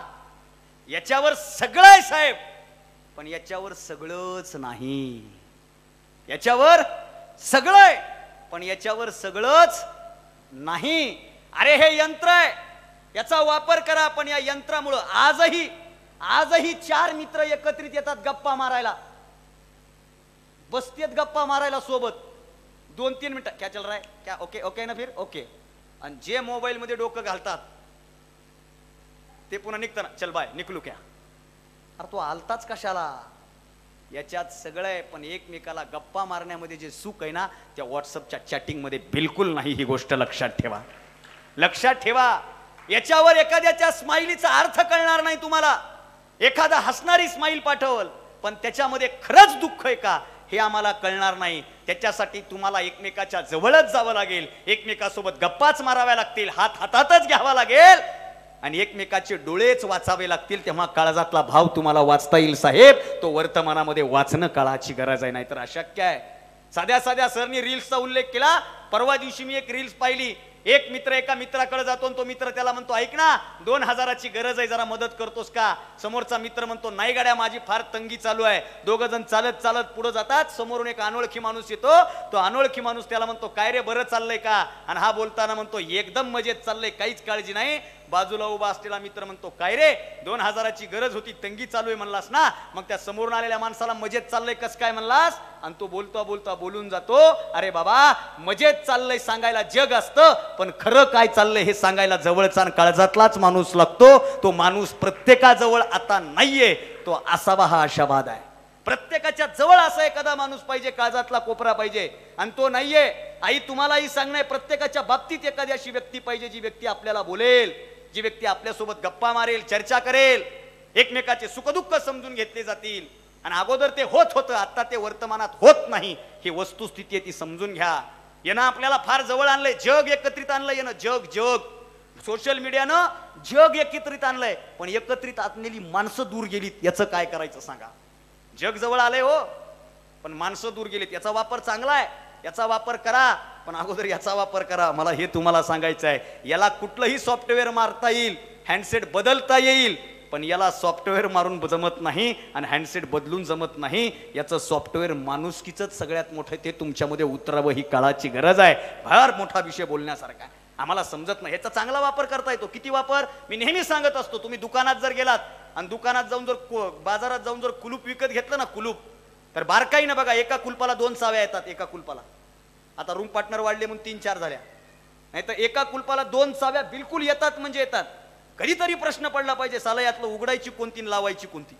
2 दिल्यात ना, आणि विचारून बघा बरं दुकानदारला, 2 चाव्या दिल्यात त्याच्यातली उघडायची कोणती लावायची कोणती. दुकानदार तुम्हाला म्हणेल भाऊ एकाच चावीनं कुलूप लावताही येतं आणि एकाच चावीनं कुलूप उघडताही येतं, फक्त त्याची फिरवण्याची दिशा आम्हाला समजली पाहिजे. याच्यातून माणुसकी सुद्धा उभी राहू शकते आणि याच्यातून माणुसकीचा राज सुद्धा होऊ शकतो. आम्हाला फक्त ती दिशा समजायला हवी. किती मोठी माणुसकी उभी राहू शकते. एखाद्या गावामध्ये एखाद्याला आजार होतो, तो आजारग्रस्त असलेला माणूस त्याची व्हॉट्सअपला ग्रुपवर एखादी पोस्ट पडते याला मदत पाहिजे म्हणून, आणि गावामधून मदतीचे हात उभे राहतात. आणि एवढे मोठे हात उभे राहतात ना की त्याची सगळी ट्रीटमेंट गावकरी मिळून 1-10 रुपयांना करतात. ही चळवळ याच्यामधून उभी राहू शकते. याचा पॉझिटिव्ह विचार आहे. पण याचा निगेटिव्ह विचार काय. आमच्या व्हॉट्सअपला मेसेज येतोय डॉक्युमेंट हरवलेले आहेत. काय मेसेज येतो, डॉक्युमेंट हरवलेले आहेत. आणि लोक डॉक्युमेंट शोधतात आणि सगळ्यात शेवटी 2 वर्षांना कळते ज्याचे डॉक्युमेंट हरवले होते ना ते दुसऱ्याच दिवशी सापडले होते, ते जॉईनिंग झालं, त्याला पगार फुल सुरू आहे, तरी व्हॉट्सअपला मेसेज सुरू, याचे डॉक्युमेंट हरवले, त्याचे डॉक्युमेंट हरवले. कळलं का. काहीला उद्या कळल, कळाव म्हणजे आणखीन मोकळं सांगू का, मेसेज येतो आमच्या गल्लीतला पिंटू हरवलेला आहे, बारका पिंटू हरवलेला आहे, पिंटूचा फोटो बाहेर येतो, अख्खा व्हायरल होतो आणि पिंटूचं घरातून बाहेर निघणंच मुश्किल होतं. का? पिंटू दुसऱ्याच दिवशी सापडलेला असतो, पण मेसेज 5 वर्ष झालं फिरत असतो. पिंटू बाहेर गेला की त्याला कुणीतरी उचली त्याने घरी आणते, बघा तुमचा पिंटू हरवला होता ना, सापडला. ते म्हणलं कोण? म्हणलं मी काल वाचलं. म्हणजे याचा अर्थ काय? याच्यातून चांगलीही क्रांती होते आणि याच्यातून वाईटही क्रांती होते. याच्यातून आपण काय घ्यायचं हे आपण ठरवा. आपण एका आध्यात्मिक संकुलामध्ये उभा आहात, आपण एका संत पीठामध्ये उभे आहात, एका संतांच्या भूमीमध्ये उभे आहात. आपल्याला माणुसकी जर कुणी शिकवली असेल ना तर ती संतांनी शिकवली. संतांनी देव पाहिला तो कधीच दगडातला देव पाहिला नाही, तर प्रत्येक संतांनी माणसातला देव पाहिला. आणि ज्यांना माणसात देव दिसला ना त्याला जगामध्ये देव दुसरीकडे पाहण्याची गरज नाही, ही संतांची शिकवण आहे. पण वर्तमानामध्ये काय? वर्तमानामध्ये एक वाक्य बोलून जातो, तुम्हाला शिर्डी इथून जवळ आहे आणि मी शिर्डीमध्ये जाऊन हे बोललो होतो. आज शिर्डीच्या साईबाबाच्या दरबारात शर्यत आहे. आई, कशाची शर्यत आहे? साईबाबाला कोण सोन्याचा मुकुट देणार, साईबाबाला कोण चांदीचा पाट देणार, साईबाबाला कोण हार देणार, साईबाबाला कोण मदत करणार. अरे आयुष्यभर फकिरीची जिंदगी जगलेल्या साईबाबाच्या नशिबी साईबाबा गेल्याच्या नंतर सोन्या चांदीची उलाढाल करण्याची शर्यत लागते. पण साईबाबांनी सर्वसामान्य माणसाला जी तहान भागवण्याचा मंत्र दिला त्याचा जर विचार केला जात नसेल तर साईबाबाला सुवर्ण आणि माणिक मोत्यांनी कधीच चांगलं वाटणार नाही. हा विचार आम्ही करणं काळाची गरज आहे. आम्ही करणं काळाची गरज आहे. आम्ही मंदिरासाठी पैसा उभा करतो, मान्य आहे, मंदिरासाठी पैसा उभा करा, पण त्याच मंदिरासोबत त्या गावातली शाळा व्यवस्थित व्हावी आणि त्या गावामध्ये एखादं हॉस्पिटल उभं राहावं. याच्यासाठी आम्ही ज्या दिवशी पैसा उभा करू ना त्या दिवशी मंदिरातल्या देवाला चांगलं वाटेल. मंदिरातला देव आम्हाला सगळ्यांना मान्य आहे, पण माफ करा मला, माणसं मंदिरातल्या देवाच्या नादामध्ये माणसातला देव विसरत चाललीत. तुम्हाला माणुसकी जपायची ना तर मंदिरातला देव, मी महाराज असून कीर्तनकार असून जबाबदारपूर्वक बोलतोय, काहीला पटेल नाही पटेल जबाबदारीनं विधान करतो. एखाद्या वेळेला तुम्ही मंदिरातल्या देवाला पाया नाही पडलात ना हरकत नाही, पण तुमच्या समोर असलेल्या माणसातला देव कधी नाराज झाला नाही पाहिजे हा विचार करा. देव परमार्थ तुम्हाला भेटल्याशिवाय राहणार नाही. पण आमचं चुकतंय काय? आमचं हेच चुकतं. किती चुकतं? अहो, आम्ही मंदिरातल्या देवासमोर लोटांगण घालतो आणि मंदिरात गेल्याच्या नंतर लोकांचे हावभाव बदलतात. तुम्ही मंदिरात जाणाऱ्या माणसाचं ऑब्झर्वेशन करा. असं मध्ये एंट्री केल्यापासून ते असं पाऊल सुद्धा नाजूक टाकते असं.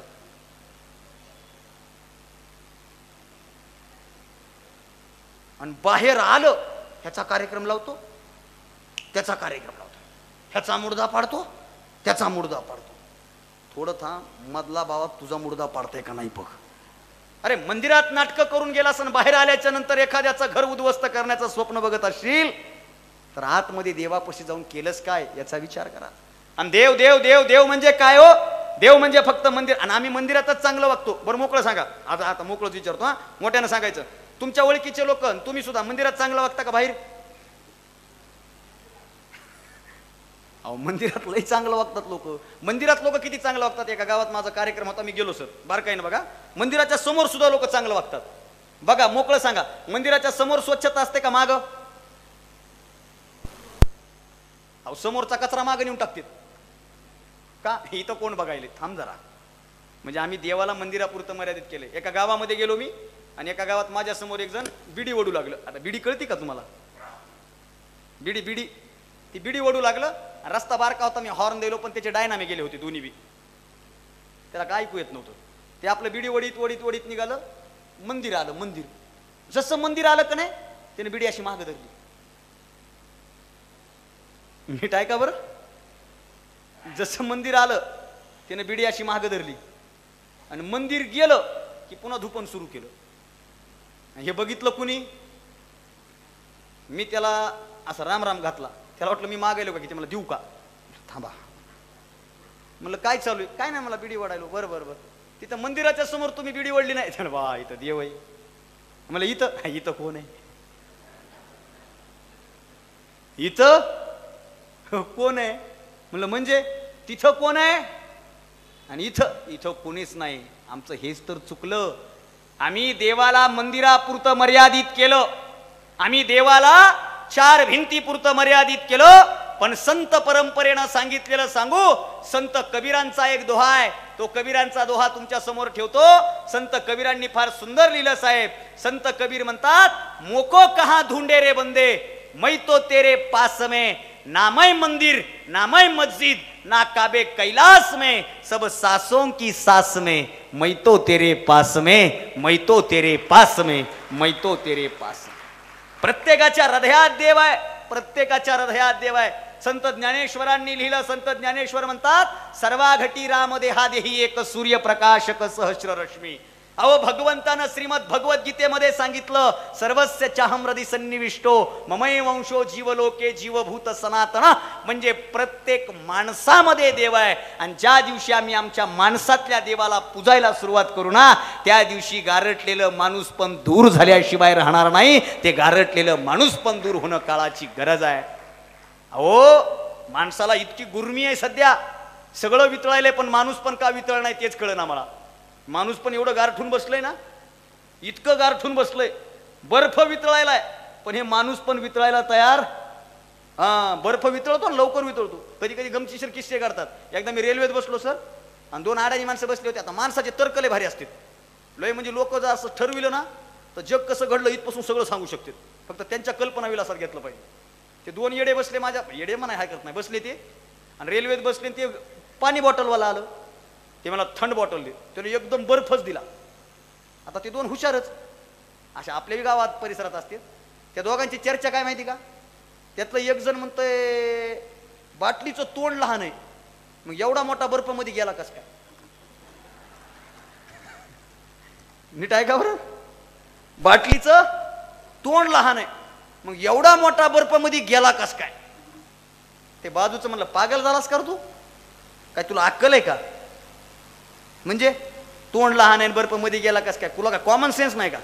ते मला काय झालं तुला माहिती आहे का, मला माहिती आहे म्हणला, मला कस काय गेला, त्याच्या मशनी असतात म्हणला.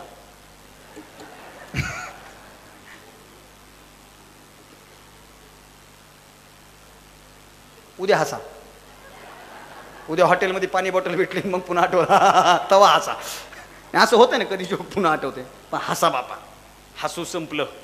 आम्ही हसतो हे सांगण्याचं कारण आहे, आम्ही हसतो, दुसऱ्यावर हसतो, दुसऱ्यावर हसतो. आणि लिहून घ्या, जगातलं सगळ्यात सोपं काम आहे दुसऱ्यावर हसणं, आणि जगातलं सगळ्यात अवघड काम आहे दुसऱ्याच्या चेहऱ्यावर हसू आणणं.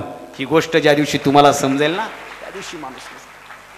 जगातलं सगळ्यात सोपं काम आहे दुसऱ्यावर हसणं, जगातलं सगळ्यात अवघड काम आहे दुसऱ्याला हसवणं. आणि आणखीन एक वाक्य बोलतो, जगातलं सगळ्यात महत्वाचं काम आहे दुसऱ्याच्या डोळ्यातलं पाणी बघून आपल्या डोळ्यात पाणी येणं. सगळ्यात महत्वाचं आहे, सगळ्यात महत्वाचं. म्हणून आम्हाला सांगितलंय, हसो हसाव, मत फसो मत फसाव. डोळ्यात पाणी येणं, रडत नाही काही काही लोक. आणि पुरुषांना सांगणार, रडा, रडू आलं तर रडा, जरा मर्दानी बाणा बाजूला ठेवा. आम्हाला लहानपणापासून रडले काय बाईवनी रडतोस, म्हणजे बाया रडतात होय, फक्त बाया रडतात. संवेदनशील मनाचा प्रत्येक जण रडत असतो. तिथं लिंगाचा विषय नाही, तिथं आत्ममनाचा विषय आहे. म्हणून लक्षात ठेवा, डोळ्यात पाणी आलं पाहिजे, टचकन पाणी आलं पाहिजे. अहो एवढे लोक बदमाश झालेत, रडू येत नाही म्हणून तंबाखूचं बोट असं डोळ्यात फिरवित, चरचर पाणी आणतात. म्हणजे किती मोठा जोक झाला, आता मोकळा आहे का, किती मोठा विनोद झाला तो लोक हसतात किती माहिती का.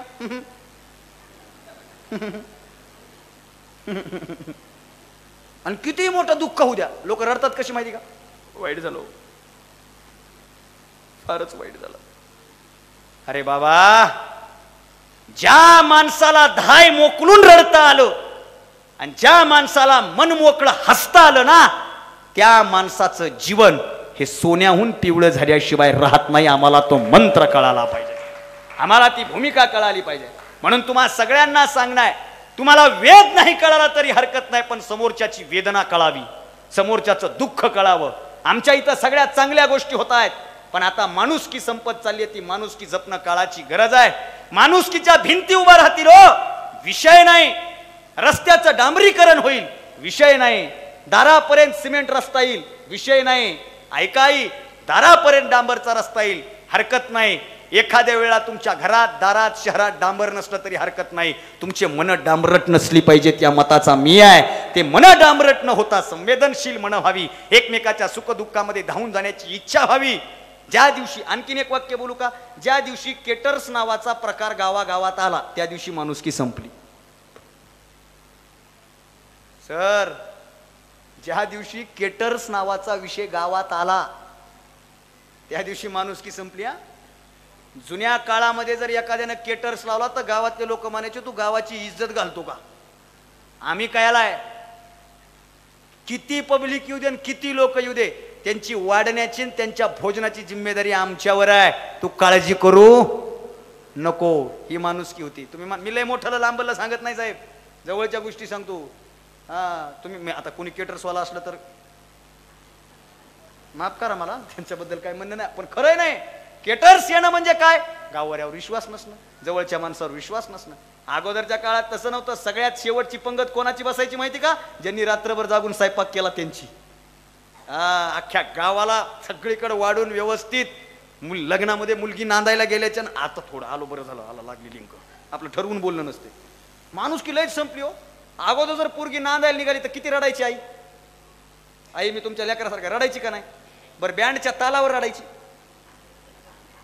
म्हणजे गाणे बी बँडवाले बी एवढे हुशार ना, 4च्या नंतरचे गाणे डांग डांग डांग डांग डांग डांग डांग डांग डांग, बाबुल की दुआएं लेती जा जा तुझको सुखी संसार मिले, बाबुल का ये घर गोरी कुछ दिन का ठिकाना है, सासरला ही बहीण निघाली भावाची लाडी, नेसली माहेरची साडी, बन्नो रे बन्नो मेरी चली ससुराल रे, अखियों में पानी दे गई. असंच आहे ना?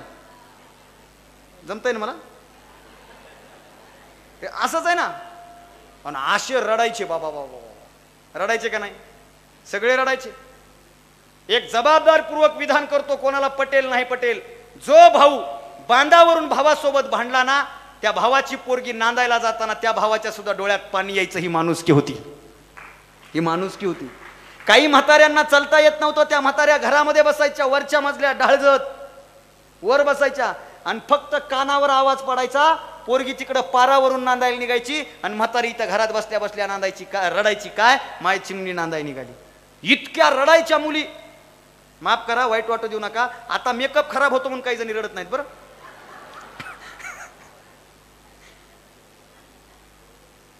आता रडणं पाहिजे असं काही नाही, रडलंच पाहिजे असं काही नाही, पण ती एक संवेदनशीलता होती ना. आणि मुलींची ताकद सांगू काही, अख्ख्या गावाला जाती धर्माच्या पलीकडे जाऊन डोळ्यात पाणी आणायला भाग पडते, त्याला मुलगी म्हणतात. नांदायला जाताना कुठल्या जातीची कुठल्या धर्माची पोरगी असू द्या, पोरगी नांदायला निघाली ना डोळ्यात पाणी येतं म्हणजे येतं. आणि ज्याच्या डोळ्यात पाणी येत नाही ना, म्हणजे इंद्रजित भालेरावांनी लिहिलं काय, माझा कवी म्हणून उल्लेख झाला, इंद्रजित भालेरावांनी लिहिलं, माईचा सोडून जन भलतीचाच धरला पदर, माईचा सोडून जन भलतीचाच धरला पदर, अशाची कवितेनं कधीच केली नाही कदर, सख्या बहिणीचा ज्याला मुराळी होता आलं नाही, कवितेला त्याच्यासाठी गोड गुराळ गाता आलं नाही. सख्या बहिणीचा ज्याला मुराळी होता आलं नाही, कवितेला त्याच्यासाठी गोड गुराळ गाता आलं नाही. पोटची पोरगी नांदायला जाताना ज्याच्या डोळ्यातून आसू ढळत नाही, अशाच्या तर मरणदारी सुद्धा कविता कधीच वळत नाही. अशाच लोकांपासून कायम कवितेला भीती होती, म्हणून 700 वर्ष कविता जात्याभोवती जिती होती, म्हणून 700 वर्ष कविता जात्याभोवती जिती होती. कविता सुद्धा बदलल्या साहेब, माफ करा मला. माणुसकी इथून सुरुवात झाली. माझ्या लहानपणी शाळेत गेले की प्रतिज्ञा होती, प्रार्थना होती, आणि आम्ही प्रार्थनेला काय म्हणायचो, खरा तो एकची धर्म जगाला.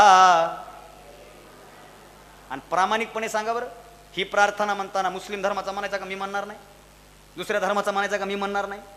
प्रत्येक जण हात जोडायचा आणि प्रत्येक जण हात जोडून मनातून म्हणायचा, खरा तो. आणि याच्यातली ओळ आहे, जगी जे हीन अति पतित, जगी जे दीन पद दलित, तया जाऊन हसवावे, जगाला प्रेम अर्पावे. हीच अमुचे मागणे, मानसाने मानसाशी मानसासम वागणे. फक्त म्हणायची. प्रतिज्ञेला बी तसंच व्हायचं. आता तुमच्या नगर जिल्ह्यात प्रतिज्ञेला असं उभारतात का असं उभारतात? असं नाही. प्रतिज्ञेला भारत माझा देश आहे प्रतिज्ञेला कसं उभार असं उभारतात ना. हे लय डेंजर कार्यक्रम आहे असं उभारणं म्हणजे. हे उभारणं म्हणजे समोरून सर सूचना देतात एक साथ प्रतिज्ञा केली तयार होंगे तयार हो असा हात फिरवून समोर त्याच्या खांद्यावर म्हणजे म्हणायचं आजपासून माझी भारतावरची सगळी जिम्मेदारी मी तुझ्या खांद्यावर देत आहे. बघ तुला काय करायचे ती कर. आणि ह्याच्यात सगळ्यात जास्त मरण कोणाचं माहिती का? जी सगळ्यात पुढे उभं आहे त्याच्या मनात गाणं वाजतंय आधार कुणाचा. मग ते असं करते. बरोबर आहे ना. आणि मग प्रतिज्ञा सुरू होते भारत माझा. इकडून जरा आवाज कमी यायला कसं काय? त्यांनी दाबलाय का तुमचा आवाज? भारत माझा सारे भारतीय माझे माझे माझ्या देशावर. आता ही एक प्रतिज्ञा. आणि आता मधली प्रतिज्ञा तुम्हाला आतापर्यंत जिंदगीत कुणी सांगितली नाही मी सांगतो. ही झाली पहिली प्रतिज्ञा. आणि दुसरी प्रतिज्ञा माझं ऑब्झर्वेशन जरा जास्त आहे. ही प्रतिज्ञा तुम्हाला जिंदगीत कुणी सांगितली नाही पण सगळ्यांनी म्हणली ही प्रतिज्ञा. कोणती सांगू का? मी मधली म्हणतो तुम्ही पुढची म्हणा. बोला भारत माझा. हात काढे. सारे भारतीय माझे. तुला हात काढ म्हणलं ना. माझे माझ्या देशावर. तुला हात काढ म्हणालो ना. मी प्रत्येकाशी सौजन्याने. तवर तर गाचांडी धरली कायचं सौजन्य. मध्ये मध्ये हात काढ. हात काढ म्हणा ना तुला. पुन्हा असं एक होतं मागच्याला मारायचं त्याच्या हाताला हात ठेवला की. असं का होत होतं साहेब? असं होण्याचं एकमेव कारण होतं 10वी पर्यंत आम्हाला प्रतिज्ञा पाठ होती हो. 10वी पर्यंत आम्हाला प्रार्थना पाठ होती हो. पण आम्हाला प्रतिज्ञेचा आणि प्रार्थनेचा अर्थ कळायला वेळ लागला. आणि आम्ही 11वी 12वीला गेलो आम्हाला प्रतिज्ञा कळायला लागली. आम्हाला प्रार्थना कळायला लागली. पण दुर्दैवानं आमच्या 11वी 12वीच्या कॉलेजला प्रतिज्ञा आणि प्रार्थनाच होत नाही हो. होतच नाही हो. ज्या वयात आम्हाला प्रतिज्ञेचा अर्थ कळायला लागतो प्रार्थनेचा अर्थ कळायला लागतो.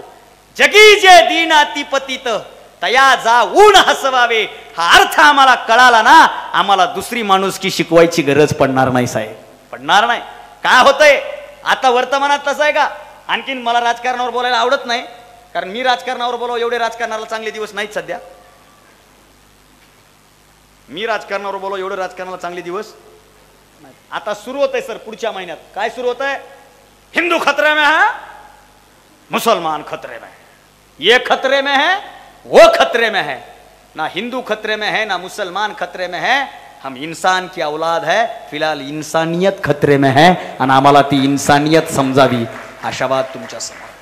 आदरणीय आचार्य साहेबांचा आनंद ऋषीजी साहेबांचा जीवन प्रवास तिथं लावलेला आहे. आणि तो जीवन प्रवास वाचता वाचता मी थोडंसं पुढं सर तुम्ही मला घेऊन गेलात ना तेव्हा त्यांनी तिथं सांगितलंय आचार्य ही पदवी प्राप्त झाल्याच्या नंतर भारतभर भ्रमण केलं आणि भारतातल्या मंदिरात मस्जिदीत विहारात आणि गुरुद्वाऱ्यामध्ये जाऊन प्रवचनाच्या माध्यमातून माणुसकी शिकवण्याचं काम आनंद ऋषीजींनी केलंय. म्हणजे त्यांनी जाती धर्माचं आम्हाला बंधन सांगितलेलं नाही. आम्हाला ही गोष्ट कळायला हवी.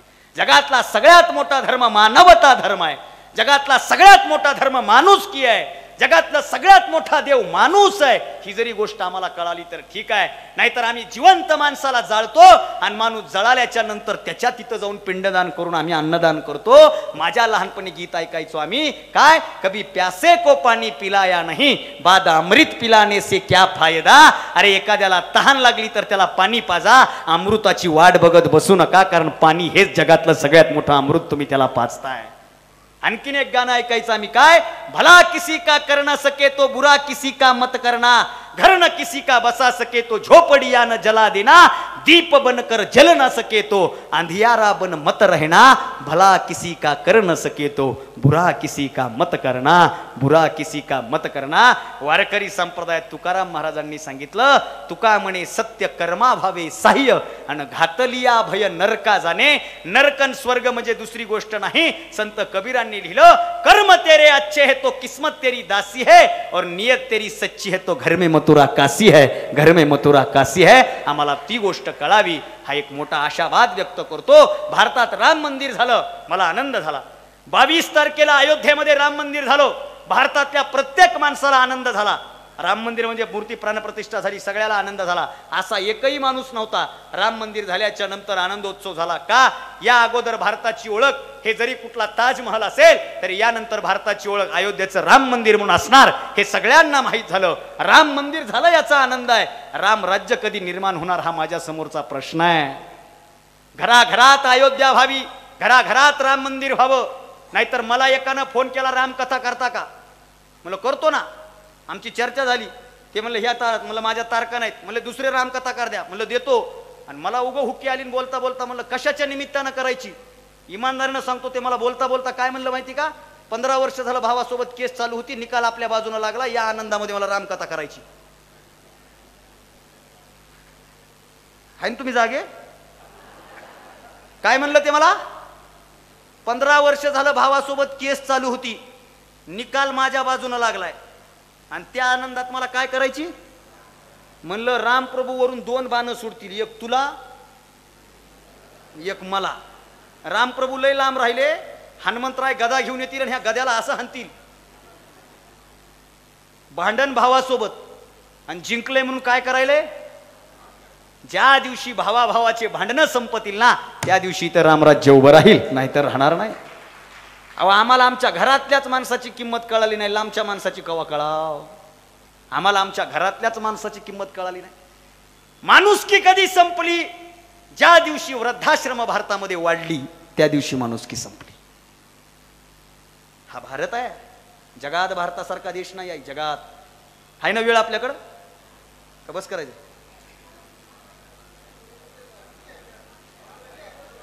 कस करू? बोला ना, बोल थोडं, बोल थोडं, उद्या. तसं नाही काही. जगात भारतासारखा देश नाही साहेब, जगात. आणि माझं तर भारतावर इतकं प्रेम आहे, इतकं प्रेम आहे, माझा आडनाव सुद्धा भारतीय. भारतासारखा देशच नाही. हा, संत ज्ञानेश्वरांनी लिहिलं, म्हणून महाभारती जे नाही ते नाहेची लोकितीही. संत तुकारामांनी लिहिलं, भरतखंडे नरदेह प्राप्ती हेतो परमभाग्याची संपत्ती. पवित्रते कुळ पावन तो देश जेथे हरीचे दास जन्म घेती. या भारताचं वर्णन करत असताना मला भारताचे माजी पंतप्रधान स्वर्गीय अटलजींची आठवण होती आहे. अटलजींनी फार सुंदर लिहिलं होतं. अटलजी म्हणले होते, ये भारत कोई जमीन का टुकड़ा नहीं है, ये जीता जागता राष्ट्र पुरुष है. यहाँ का कंकर कंकर हमारे लिए शंकर है और यहाँ से बहती हुई हर नदी हमारे लिए माँ गंगा है. माँ गंगा ये अर्पण की भूमि है, ये तर्पण की भूमि है, ये समर्पण की भूमि है. हम जिएंगे तो इस भारत के लिए, मरेंगे तो इस भारत के लिए, और मरने के बाद हमारी अस्थियां किसी बहती हुई पानी में छोड़ दी जाएगी ना, उस अस्थियों से आवाज आएगी, भारत माता की जय, भारत माता की जय, भारत माता की जय. भारतासारखा देश नाही साहेब. भारताचं वर्णन आम्ही लहानपणी ऐकलंय. काय वर्णन ऐकलंय? 15 ऑगस्ट, 26 जानेवारी, 17 सप्टेंबर, 1 मे. बरोबर? 15 ऑगस्टला काय असतं दीदी? 15 ऑगस्टला काय असतं? वा, टाळ्या वाजवा तिच्यासाठी, जोरात वाजवा. तुमच्या नगरचंच लिकरू आहे, जोरात वाजवा. तिनं उत्तर दिलं, स्वातंत्र्य दिन. एका गावात विचारलं होतं, ताई मी 15 ऑगस्टला काय असते? ते खालून पोरं म्हणले सुट्टी. आणि 15 ऑगस्ट हा दिवस सुट्टी म्हणून साजरा करू लागले लोक. ड्राय डे म्हणून साजरा करायले लोक. म्हणते एक जण तर बेवडं म्हणलं, उगाच देश 15 ऑगस्टला स्वातंत्र्य झाला. म्हणला का? त्या दिवशी ड्राय डे असते. पागला. सर पत्रकार काही असतील तर लक्ष द्या. मागचा 15 ऑगस्ट ना 3-4 सुट्ट्या घेऊन आला होता. म्हणजे अगोदर 2 सुट्ट्या होत्या, नंतर 1 सुट्टी होती. आणि सोशल मीडियाच्या एका ब्लॉगवर एका पत्रकारानं बातमी लिहिली. मी त्यांना फोन केला. बातमी काय होती माहिती का? सलग 4 दिवस सुट्ट्या आल्यामुळे वाहतुकीची कोंडी. आणि मी त्यांना एकच प्रश्न विचारला. म्हणलं सर, जर 4 दिवसाच्या सुट्टीमध्ये तुम्ही 15 तारीख मोजत असाल आणि 15 ऑगस्ट हा दिवस जर तुम्ही सुट्टीचा दिवस म्हणत असाल ना, तर ज्या ज्या महापुरुषांनी स्वातंत्र्याच्या यज्ञकुंडात स्वतःच्या आहुत्या दिल्या ना, त्यांचा सगळ्यात मोठा अपमान झाला असं मी समजेल. कारण 15 ऑगस्ट हा सुट्टीचा दिवस असू शकत नाही. 15 ऑगस्ट, 26 जानेवारी, 1 मे, 17 सप्टेंबर आमच्या मराठवाड्यात आम्ही साजरा करतो मराठवाडा मुक्ती संग्राम दिन म्हणून. पण 15 ऑगस्ट, 26 जानेवारी, 1 मेला इतकं प्रसन्नदायी वातावरण. 2 मिनिटात चित्र डोळ्यासमोर ठेवतो. लहानपणी शाळेत जात असताना 15 ऑगस्टला आईनं सकाळी सकाळी उठवायचं, ती बोचरी थंडी लागणारी असायची. त्या दिवशी सगळ्यात पहिल्यांदा मी कडक इस्त्रीचा ड्रेस कधी घातला असेल ना तर तो 15 ऑगस्टला घातला. आणि इस्त्री बी कुठली धोब्या पसली नाही, त्या तांब्यात कोळसा कोळशाची ती इस्त्री. बरं घरचे मंडळी काही परफेक्ट नव्हते, एका पॅन्टीला 2 घड्या व्हायच्या. माझा मित्र म्हणला 2 घड्या कस काय? म्हणलं एक आईची आणि एक पप्पाची, तुला काय करायचं, मी घातली ते पाय ना. सकाळी सकाळी आईनं उठवायचं, स्नान करायचं, चाराणे द्यायचे, त्या चाराण्यामधला एक झेंडा इथं लावायचा, एक झेंडा असा हातात घ्यायचा, पार्ले चॉकलेट घ्यायचे, खिशात टाकायचे, चिल्लर खिशात टाकायची, शाळेत निघायचो. सकाळचं प्रसन्नदायी वातावरण, शाळेमध्ये सगळे कडक कपड्यामध्ये आलेले, स्काउट गाईडची टीम तयार, लेझिम पथक तयार, बँड पथक तयार, तुतारी पथक तयार, सगळे सगळे सगळे व्यवस्थित. आम्ही आमच्या जागेवर जाऊन उभा राहायचो. सरपंच, ग्रामपंचायतचे सदस्य सगळे ग्रामपंचायतचा झेंडा फडकून मधल्या मार्गे आमच्या शाळेकडे यायचे ना.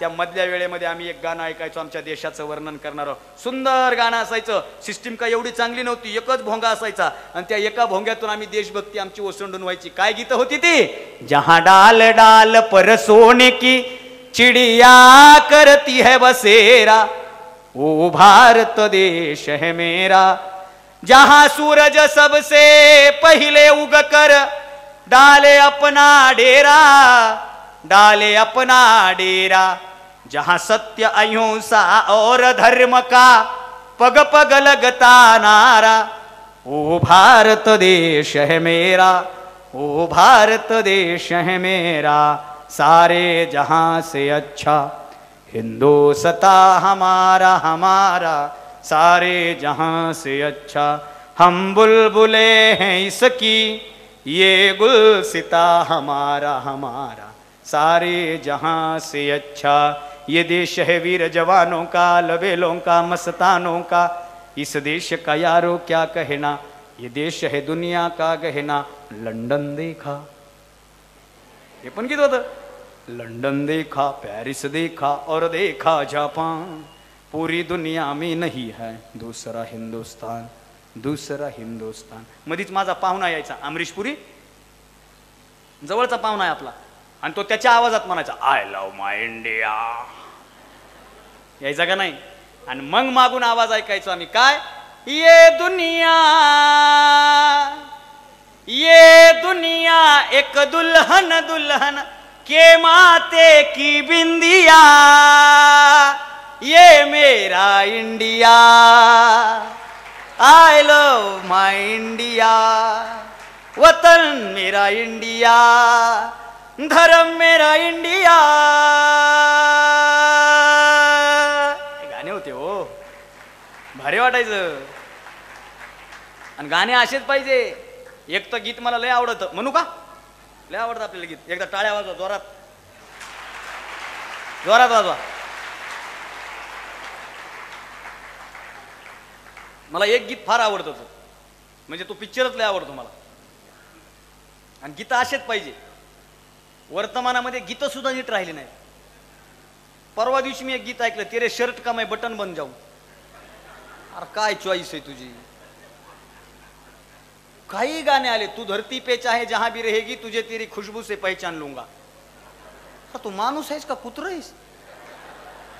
काय तरी चॉईस चांगली पाहिजे का नाही. काय सुबह से लेकर शाम तक, शाम से लेकर रात तक, रात से फिर सुबह तक मुझे प्यार करो. अरे काय 1 नंबर 2 नंबर, काय इमर्जन्सी आहे का? 100 साल पहले मुझे तुमसे प्यार था आज भी और कल भी रहेगा. अरे तू माणूस आहेस का भूत आहेस? काहीतरी आपलं नाही. ते सलमान खान आलं आणि त्यानं पिक्चर पहिले गाणं तेरे मस्त मस्त 2 नयन, मला लय आवडलं ते गाणं. बरं त्यानं त्याच्यावर स्थिर राहावं ना. पहिल्या पिक्चरमध्ये ते म्हणलं तेरे मस्त मस्त 2 नयन, आणि दुसरा पिक्चर काढला त्यानं दबंग 2. दबंग 2 मध्ये म्हणलं तेरे नैना बडे दगाबाज रे. काहे खपा हमसे चुल, लय पाठ आहे मला, पण जाऊ द्या आता. गाणे आई गाणे कसे असतात ऐका. तुम्ही अगोदर नांदायला जुने माणसं जायचे तेव्हा बैलगाडीने जायचे म्हणे. माझी आजी सांगायची बैलगाडी होती, बैलगाडी. आणि बैलगाडीमध्ये बाई कशी बसली याच्यावरून कळायचं गाडी माहेरी चालली का सासरी चालली. जर बैलगाडीत बसणाऱ्या बाईचं तोंड जर बैलाकडे असेल ना तर समजायचं ही गाडी माहेरी चालली. का? माहेरचं मंदिर दिसतंय, माहेरची येस दिसती, माहेरचं शिवार दिसतंय, आमच्या गावची गल्ली दिसती, हे काय माझं घर आलं, हे काय माझं अंगण, हे काय माझा बाप उभा, समोर तोंड असायचं. आणि त्याच बाईचं तोंड जर म्हणजे बैलाकडे पाठ करून असायचं ना तर लक्षात यायचं गाडी ही कुठं चालली, सासरला चालली. का? माझं अंगण सुटतंय, माझा उमरा सुटतंय, माझी गल्ली सुटतेय, माझं गाव सुटतंय, आमचं मंदिर डोळ्याच्या आड गेलं, माझा शिवार डोळ्याच्या आड गेला. आता तोंड माग बी नसतंय आणि या माय मावल्या नांदायला निघाले की गाणं असायचं कोणतं, हाक जरा जो मान हाक दादा तुझी गाडी घुंगराची, गाडी घुंगराची दादा गाडी घुंगराची. भावाच्या येती बहिणी, भावाच्या येती बहिणी. अगोदरच आहे बरं का, आताच नाही. आता भाऊ बहीण डायरेक्ट कुठं भेटायलेत माहिती का, हक्क सोड प्रमाणपत्रासाठी दुसरीकडे कुठंच भेटणार. भावाच्या येती बहिणी कुणी भाऊ बिजेसाठी, मग इष्ट मैत्रिणीच्या होतात भेटी गाठी, होतात भेटी गाठी. आणि भेटल्याच्या नंतर काय गप्पा होत्या, आई फरक आहे का माणुसकीचा आणि वर्तमानाचा. अगोदरच्या बाया एकमेकीला भेटायच्या तेव्हा काय सांगायच्या, सासू कशी खवटे, ननंद कशी आहे. आणि आताच्या पोरगी भेटल्या ना त्यांची चर्चा काय असते माहिती का, आमची प्रॉपर्टी ना आमच्या घरी ना या ब्रँड शिवाय काही येत. अगं तुझा कपडे धुधू बँड वाजला तिकडून तू ब्रँडचं काय सांगायली. परिस्थिती बदलली हो सगळी. जिती जिला तिला सांगते, जिती जिला तिला सांगते कथा पुल्याच संसाराची, गाडी घुंगराची दादा गाडी घुंगराची, गाडी घुंगराची दादा गाडी घुंगरा. हे का आता मै निकला तोडाया फोडाया. गाणं सुद्धा कसं पाहिजे, मानस आम्ही इथे तुझे गीत गावे, असे गीत गावे की ज्यात तुझे हित व्हावे, ज्यात माणसाचं हित आहे ना. काही गाणे म्हणले की मना वाटतात, सांगायची सुद्धा गरज नाही, म्हणलं की मना वाटते. काय, जगी जीवनाचे सार घ्यावे जाणोनी सत्वर, जैसे ज्याचे कर्म तैसे. लगेच मना वाटतं साहेब गाणं असं पाहिजे. नाही तर गाणे काही बी आले हो मला उगा, मी आताचे ऐकतोय गाणे. पण आणखीन एक प्रॉब्लेम झाला, अगोदरचे गाणे हातात हात घालून भुलई खेळताना एकमेकात होते. आता हातात हात नाही, कानात, कानातलं नाही, हेडफोन. जग इकडं हे इकडं, जग इकडं हे इकडं. बरं काही काही तर ते हेडफोन वापरणारे फोनवर एवढं मोठ्यानं बोलते म्हणजे हे इथं उभं असलं तर तिकडं त्या पुलावर आवाज जाईल एवढं मोठ्यानं, त्याला लक्षात येत नाही ना. आणि इतके स्वतःच्या धुंदीत असते माणसं. एकलकोंडी झाली हो, एकलकोंडी झाली पोरं. काही तरुण पोरं मागे बसले असतील तर त्यांना सांगणार, अरे कानातले हेडफोन काढून ठेवा आणि घरातलं म्हातारं काय म्हणते ते कानामध्ये साठवा, वर्तमानामध्ये त्याची जास्त गरज आहे. घरातला बाप काय म्हणतो याच्याकडे लक्ष द्या, घरातली आजी काय म्हणते याच्याकडे लक्ष द्या. माझं एक वैशिष्ट्य आहे, माझा स्क्रीन टाइम सगळ्यात कमी आहे. वर्तमानात याची सगळ्यात मला गरज आहे, पण माझा स्क्रीन टाइम सगळ्यात कमी आहे.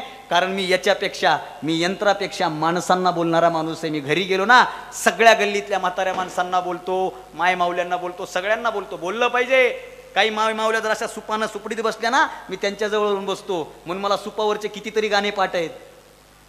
मकर संक्रांतीच्या सणाला जर लेडीज घरी आल्या ना तर एखादी म्हातारी आली तर तिला मी बसवून घेतो. तिला म्हणतो मला तिळगुळ देऊ नको, पण एखादं जुनं गाणं ऐकव. का, ते गाणं ऐकवलं तर मला माझ्या भाषणामध्ये वापरता येईल आणि माझा फायदा होईल. तिच्याकडूनही ऐकता येईल आणि मलाही म्हणता येईल. आम्हाला हे तर कळलं ना. आमचे लोक बोलत नाहीत, पोरं कानात हेडफोन घालून. माझ्या वर्गातलं एक पोरग कॉलेजला गेलो आणि येताना अरिजित सिंगचं फॅन गाणे ऐकत आले, क्योंकि तुम ही हो. कानात हेडफोन. घरात आलो, वरांड्यात आलो, चप्पल काढले, बाथरूम मध्ये गेलो आणि बाथरूम मध्ये मोठ्या आवाजात म्हणाले तुम ही हो. घरातले सगळे ऑफिसला गेलते. एक म्हातारी होती, ती म्हातारी म्हणली हो मी एकटीचे, बाकीचे सगळे कामाला गेले. म्हातारीला माहितीच नाही ना कानात हेडफोन आहे म्हणून. यानं पुढचं कडवं म्हणलं, मेरी आशिकी अब तुम ही हो. आजी म्हणली ए नालाय का, मी तुझी आजी आहे, आशिकी बिशिकी काही नाही. का, अरे आम्हाला कळ ना हो. कळलं मी काय सांगतो. एकलकोंडी होऊ नका. किती गीत सुंदर आहे तेवढं म्हणतो आणि या गीताचं महत्व सांगतो. किती सुंदर गीत आहे. हम जिएंगे ओ मरेंगे ए वतन तेरे लिए दिल दिया है जान भी देंगे ए वतन तेरे लिए. तू मेरा करिमा, तू मेरा धर्मा, तू मेरा अभिमान है ए वतन महबूब मेरी तुझ पे दिल कुर्बान है, हम जिएंगे ओ मरेंगे ए वतन तेरे लिए, हिंदू मुस्लिम सिख ईसाई हम वतन हम नाम है, जो करे इनको जुदा मजहब नहीं इल्जाम है, ए वतन महबूब मेरी तुझ पे दिल कुर्बान है, हम जिएंगे ओ मरेंगे ए वतन तेरे लिए, दिल दिया है जान भी देंगे ए वतन तेरे लिए। आता दोन प्रश्न, हे गाणं ऐकून कोणाला बोर होते का? होते का? आणि एखादं म्हणून बोर होते काय, त्याला उद्या तुमच्या गावातल्या कॉलनीतल्या सगळ्यात उंच बिल्डिंगवर घेऊन जायचं. मी पुढचं सांगतच नाही, फक्त त्याला उंच बिल्डिंगवर घेऊन जायचं. पुढचं मी बोलणार, स्वामी वत्सल विधीला मला फोन करता आला तर बघा, काहीला उद्या कळेल. त्याचा जगून उपयोगच नाही ना, खायला कारण भुईला भार येते. गाणं असं प्रेरणादायी पाहिजे. हे गीत तुमच्या समोर सांगितली भारताचं वर्णन करणारं. भारत जगात सगळ्यात वंदनीय, त्याचं कारण एकच, भारताची संस्कृती जगात सगळ्यात वंदनीय, आणि भारताची संस्कृती ही जगातली सगळ्यात मोठी माणुसकीची संस्कृती आहे. ती संस्कृती तुम्ही जपायला तयार व्हा, आशावाद व्यक्त करतो. मातृदेव भव, पितृदेव भव, आचार्य देव भव ही संस्कृती आहे. मग मी गुरुचं महत्त्व सांगितलं. माझा भाऊ इथं आता तुमच्या इथं DYSP म्हणून आलेला आहे. मी मगाशी बोललो मॅडमला, त्या भावाने मला एकदा घटना सांगितली. ताई, एक 8वीचं पोरग पोलीस स्टेशनला जात आहे, आणि पोलीस स्टेशनला जाऊन 8वीचं पोरग म्हणते मला माझ्या शिक्षकावर केस करायची. का केस करायची? तर त्यांनी माझ्या मुलीसमोर माझा अपमान केला. 8वीचं पोरग मुलीसमोर अपमान केला म्हणून गुरुजीवर केस करायला तयार होते, आणि त्याचा बाप म्हणते हरकत नाही, पोरग म्हणाले ना तर करा. अहो 10वी पोरं मुलीच्या समोर आम्हाला पालतं घालून तुडविलं तरी आचार्यांबद्दल वाईट बोलायचे आमच्या मनामध्ये विचार कधी आला नाही. काय दहशत होती. किती मोठं स्थान आपल्या जीवनामध्ये गुरुचं आहे. तुम्हा सगळ्यांना माहिती आहे, मी सांगणार नाही. समारोपाच्या 2 गोष्टी तुमच्या समोर सांगतो आणि थांबतो. आई, आम्हाला माणुसकी जिवंत ठेवायची ना, आम्हाला पुन्हा भारताला भारत करायचे ना, आम्हाला पुन्हा इतर राम मंदिराचा विचार, आम्हाला पुन्हा आमच्या संस्कृतीचा विचार जपायचा आहे ना, तर घरातली माणुसकी जिवंत करा. घरातल्या माणसाला बोला, भावाला बोला, बहिणीला बोला, भावाला बोला, इतकं बोला की भावाला एखादं संकट असेल ना तर त्याच्या पाठीमागं उभा राहा. अरे ज्याला भाऊ नाही ना त्याला भावाची किंमत विचारा, ज्याला भाऊ नाही ना त्याला भावाची किंमत विचारा. गावामध्ये 4 भावंड एकत्रित असतील ना तर गावात त्या घराकडे कोणाचा वाईट नजरेनं बघायचा विचार सुद्धा येत नाही. गाव विचार करते हे चौघ जर एकत्रित आले ना तर आपला मुर्दा पाडतील आणि आपल्याला खांदा हेच चौघ देतील. एवढी भावाच्या प्रेमाची किंमत आहे. म्हणून स्वतःच्या भावाला बोला, घरातल्या आईला बोला, घरातल्या बापाला बोला. बापाला लोक बोलत नाहीत, बापाबद्दल बोलत नाहीत. मी माझ्या जगात सगळ्यात जास्त मानतो ते माझ्या बापाला मानतो. सर, आम्ही इथं किती माणुसकीच्या गप्पा मारत असू, आम्ही लोकांना एक जबाबदारपूर्वक विधान करतो, जबाबदारपूर्वक विधान करतो. बाहेर एखादा उघडा माणूस बघून त्याला कपडे दिले म्हणजे तुमची माणुसकी सिद्ध होणार नाही, तुमचा घरातला बाप उघडा होणार नाही. याच्यासाठी प्रयत्न करणं ही तुमची सगळ्यात मोठी माणुसकी आहे. ही तुमची सगळ्यात मोठी माणुसकी आहे. नाहीतर इकडे पंक्तीच्या पंक्ती देतोय, अन्नदान म्हणजे अन्नदान. आपल्यासारखं अन्नदान अख्ख्या शहरात कोणी करत नाही. आई वडिलांना मेसचा डब्बा आहे, तुला हाणला पाहिजे की नाही बुटानं. घरातली आईन घरातला बाप. सर, मी मगाशी एक वाक्य बोललो. राजूभाई दीक्षित नावाचे एक वक्ते आहेत, कधीतरी युट्यूबला जाऊन त्यांना ऐका. राजूभाई दीक्षितांचं एक वाक्य माझ्या डायरीत लिहून ठेवलेलं आहे. ते म्हणतात, जिस वर्ष भारत नामक देश में वृद्धाश्रम संकल्पना उभर कर बाहर आई ना, उस दिन से भारत अधोगति की राह पर निकल पड़ा. काय वाक्य आहे. भारतात वृद्धाश्रम निर्माण होणं हा भारताचा सगळ्यात मोठा अपमान आहे. म्हणून बापाला जपा, आईला जपा. सर, तुम्ही माझा कीर्तनकार म्हणून उल्लेख केला. माझे 22 एपिसोड कीर्तनाचे सांगितले. आता वाकडा वाढलाय, 32 एपिसोड झाले, 34 एपिसोड झालेत माझे झी टॉकीजला. 7-8 वर्षाचा कॉन्ट्रॅक्ट आहे झी टॉकीजला. मी कीर्तनकार झालो सर, मी फक्त माझ्या बापामुळे कीर्तनकार झालो, दुसरं काहीच कारण नाही. घाटनांदूरमध्ये तुमच्या समाजाचे भगवानदासजी सारडा नावाची व्यक्ती आहेत, गोपाळ शेठ सारडा नावाची व्यक्ती आहेत. तुम्ही कधीतरी आलात तर त्यांना विचारा. त्यांच्या घरी माझे वडील सालानं कामाला होते. सालानं म्हणजे त्यांच्या घरी सालगडी म्हणून शेतात माझे वडील कामाला होते आणि त्यांनी एकदा कथा ठेवली होती आणि त्या कथेचे कथाकार आले ना, तेव्हा माझ्या वडिलांनी त्यांना पाय धुवायला पाणी दिलं तर काढून. आणि माझा बाप मला घरी येऊन माझ्या वडिलांनी विचारलं होतं तुला काय व्हायचंय, आणि मी माझ्या वडिलांना सांगितलं होतं मला इंजिनियर व्हायचं, मी पॉलिटेक्निक साईडचा विद्यार्थी.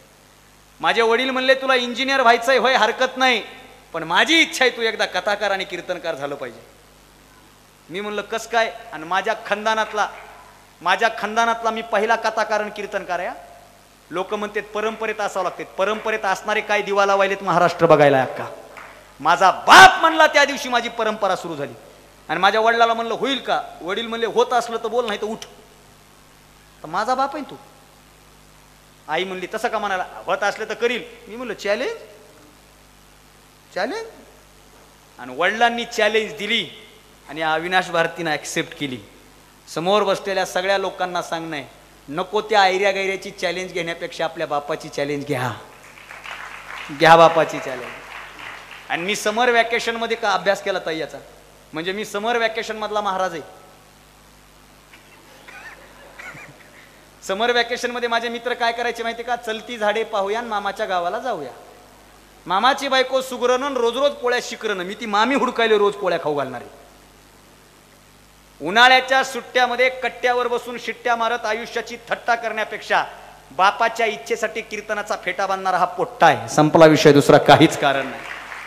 आई, ज्या दिवशी मी झी टॉकीजला पहिल्यांदा येणार होतो, माझा टीव्ही चॅनलला कार्यक्रम येणार होता, गावामध्ये बॅनर लागलं होतं, गावात बॅनर, आणि गावातल्या बॅनर खाली माझे वडील असे फिरायचे सर सेट, दिवसभर असे बॅनर पशी असायचे. आणि कोणी भेटलं ना,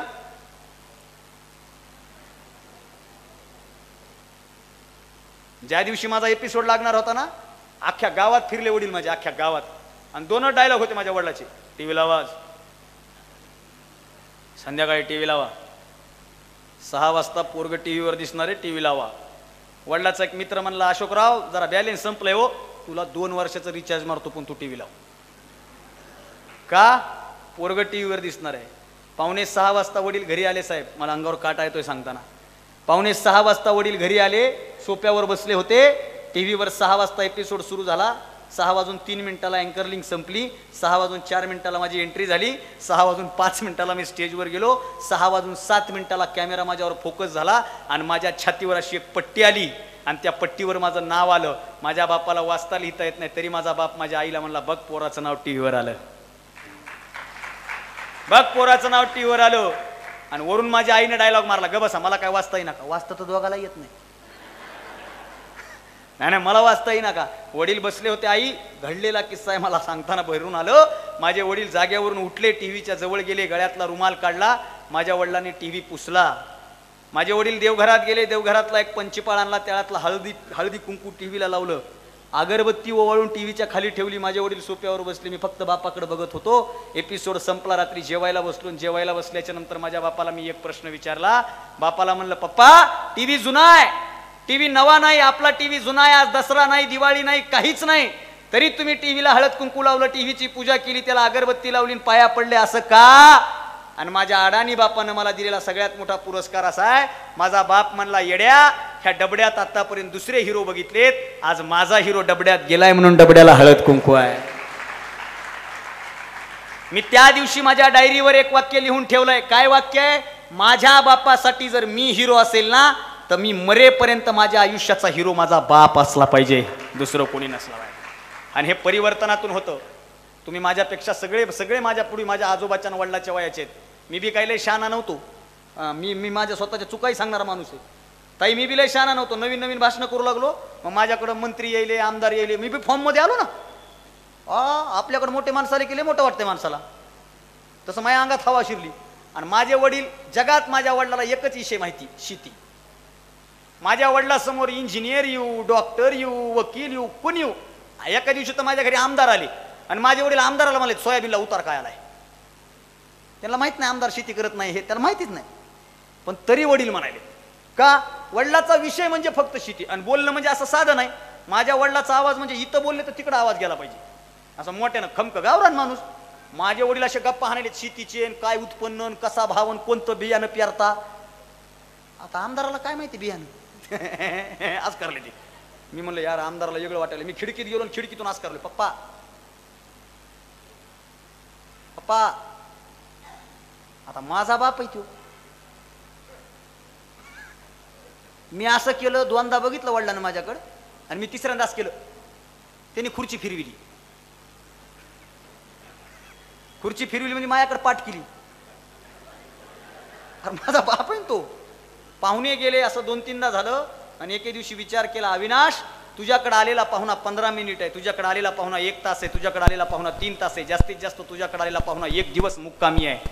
1 दिवसाच्या मुक्कामी असलेल्या पाहुण्यामुळं, ज्या बापामुळं घर उभं आहे, त्या बापाला तू गप्प बसवू शकत नाहीस, तुझी ती लायकी नाही. त्या दिवशीपासून एकदाही बापाला म्हणलो नाही तुम्ही गप्प बसा म्हणून. आम्हाला हा परिवर्तन आमच्या मनातून कळला पाहिजे.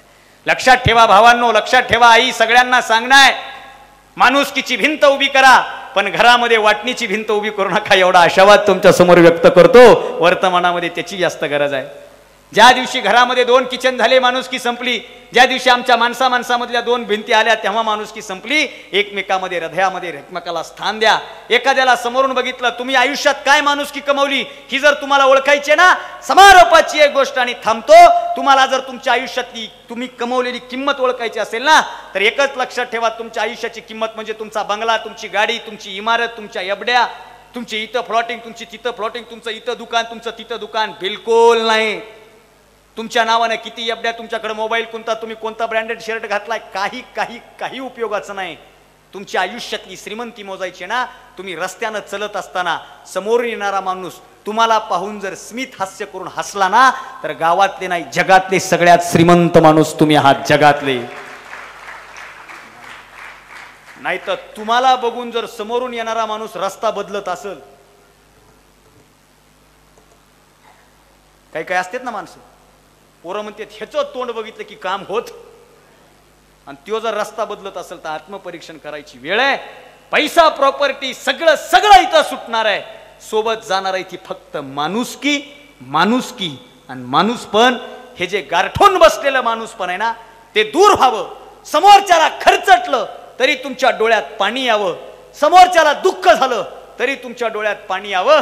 गावात एखाद्याचं लग्न असेल तर त्या लग्नामध्ये तुम्ही खंबीरपणे हाताच्या भाया मागं सारून उभा राहावं, तेव्हा गारटलेलं दूर पण माणूस पण दूर होईल. नाही तर गावात एखाद्याचं लग्न जमावं आणि ह्यानं भाया मागं सारून ते लग्न मोडावं. असं जर होत असेल तर याच्या इतकी मोठी वाईट गोष्ट कुठलीच नाही. छोट्या छोट्या गोष्टीला लांबल्या गप्पा मी सांगत नाही. जवळच्या गोष्टीमध्ये बदल झाला तरी भरपूर झालं. या कार्यक्रमाचं यश कशात आहे आई? या कार्यक्रमाचं यश तुम्ही मला बोलवलं, व्याख्यान मला संपली, याच्यात यश नाही. या कार्यक्रमाचं यश आहे तुम्ही या गेटच्या बाहेर जाल, तुमच्या गाड्या चालू कराल, तुमची गाडी घेऊन तुमच्या घराकडे जाल, आणि घराकडे जात असताना एखादा माणूस चालत चालत जर पाय हुटकळून पडला तर तुम्ही ती गाडी बाजूला उभी करून दारातून खाली उतरून आलात आणि त्या पडलेल्या माणसाला उभं केलं ना, तर या कार्यक्रमाचं सार्थकीकरण झालं. नाहीतर बिलकुल नाही. नाहीतर आता आम्ही काय करतो, ऍक्सिडेंट झाला की मोबाईल काढतो. बिलकुल नाही. काय परिणामाची काळजी करू नका. काय एवढंच सांगणं, तुमच्या ताटामध्ये शिल्लक राहू देऊ नका, आणि शिल्लक राहत असेल तर कोण उपाशी झोपतंय याचा विचार करा. या हॉस्पिटलमध्ये आलो, त्यांना एकच वाक्य बोललो की वर्तमानामध्ये लोकांचा देवावर विश्वास नसेल, मंदिरावर विश्वास नसेल, पण या जगामध्ये असा एकही माणूस नाही ज्याचा हॉस्पिटलवर विश्वास नाही. आणि ते माणुसकीचं काम तुम्ही इथं उभं केलंय. इथं मगा बोलता बोलता मगा एक डायलॉग आला माझ्या कानावर की आमच्या इथल्या फीस पाहून बाकीच्यांना फीस कमी कराव्या लागल्या, हे तुमचं सगळ्यात मोठं यश आहे. सगळ्यात मोठं यश आहे साहेब. मी लय लांबलं बोलत नाही. का त्याचं एकमेव कारण आहे साहेब, आज लोक प्रत्येक जण एक ना एक आजारानं पीडित आहे, आणि सगळ्या आजाराचा इलाज इथं केला जातो. पुन्हा एक वाक्य जबाबदारपूर्वक बोलतो, ज्याला दान करायची इच्छा आहे, एखाद्या धर्म मंडपामध्ये आणि एखाद्या मंदिरामध्ये जाऊन दान करण्यापेक्षा अशा एखाद्या आरोग्य ठिकाणी जाऊन जर तुम्ही दान केलं ना, तर त्याच्या इतकं मोठं पुण्य दुसरं कुठलंच लाभणार नाही. का? अहो आमच्याकडे चमत्कारावर चमत्कार येतो. महादेवाच्या मंदिरात नाग निघाला फुस, आणि नाग बोलला पुजाऱ्याला. नाग बोलतय का? अहो नाग बोलल पुजारी थांबल का? नाग बोलल पुजारी थांबल? साप सुरळी बघितली तर हे ना अख्खं गाव जाग केलं. मी महाराज माळी काढू का बाहेर? आणि तो नाग म्हणला, काय पॉम्पलेट येतात ना बाजारात, आणि तो नाग म्हणला महादेवाच्या मंदिरातला ह्याच्या शेतात मी जन्म घेणार, त्याच्या शेतामध्ये आदूर काय कंदुऱ्या झाल्या ते पहा, आणि माझ्या मंदिरासाठी जो पैसा जमा करेल. बस झाली मंदिरं, महाराज असून बोलतोय, बस झाली मंदिरं, बस झाली मठ. मंदिर होतं, मठ होतं, मठाच्या गादीवरून भांडणं सुरू होतात. मंदिर होतं, मंदिराच्या ट्रस्टवरून भांडणं सुरू होतात. मला वाटतं मंदिराची संख्या कमी झाली हरकत नाही, मंदिराची संख्या कमी झाली हरकत नाही, मस्जिदीची संख्या कमी झाली हरकत नाही, पण गावागावामध्ये अशा आरोग्य मंदिराची आणि शालेय मंदिराची उभारणी होणं काळाची गरज आहे. ते व्हावं, हे बोलायला लय जबाबदारी लागते साहेब, आणि ते मी बोलतोय. मला ह्याच्यावर विरोध बी केला जातो, पण तरी बोलतोय मी, काही हरकत नाही. वेद वाचणं सोपं आहे, वेदना वाचणं जगातलं सगळ्यात कठीण काम आहे. ते तुम्ही वाचाल, ऐकाल, एवढा आशावाद व्यक्त करतो. बोलण्याच्या वगत काही चुकलं असेल तर माफ करा. एवढंच सांगणं कार्यक्रमाच्या या निमित्तानं, माणुसकीच्या नात्याने जास्त वेळ झाला म्हणून मला माफ करा, आहे का नाही? हा, बसा बसा, 1 मिनिट बसा, 1 मिनिट, 1च मिनिट झालं. मी काय तुम्हाला काय, मला काय, मी मागा बी सोडलं असतं तर तेवढेच देणार होते, आणि आता बी.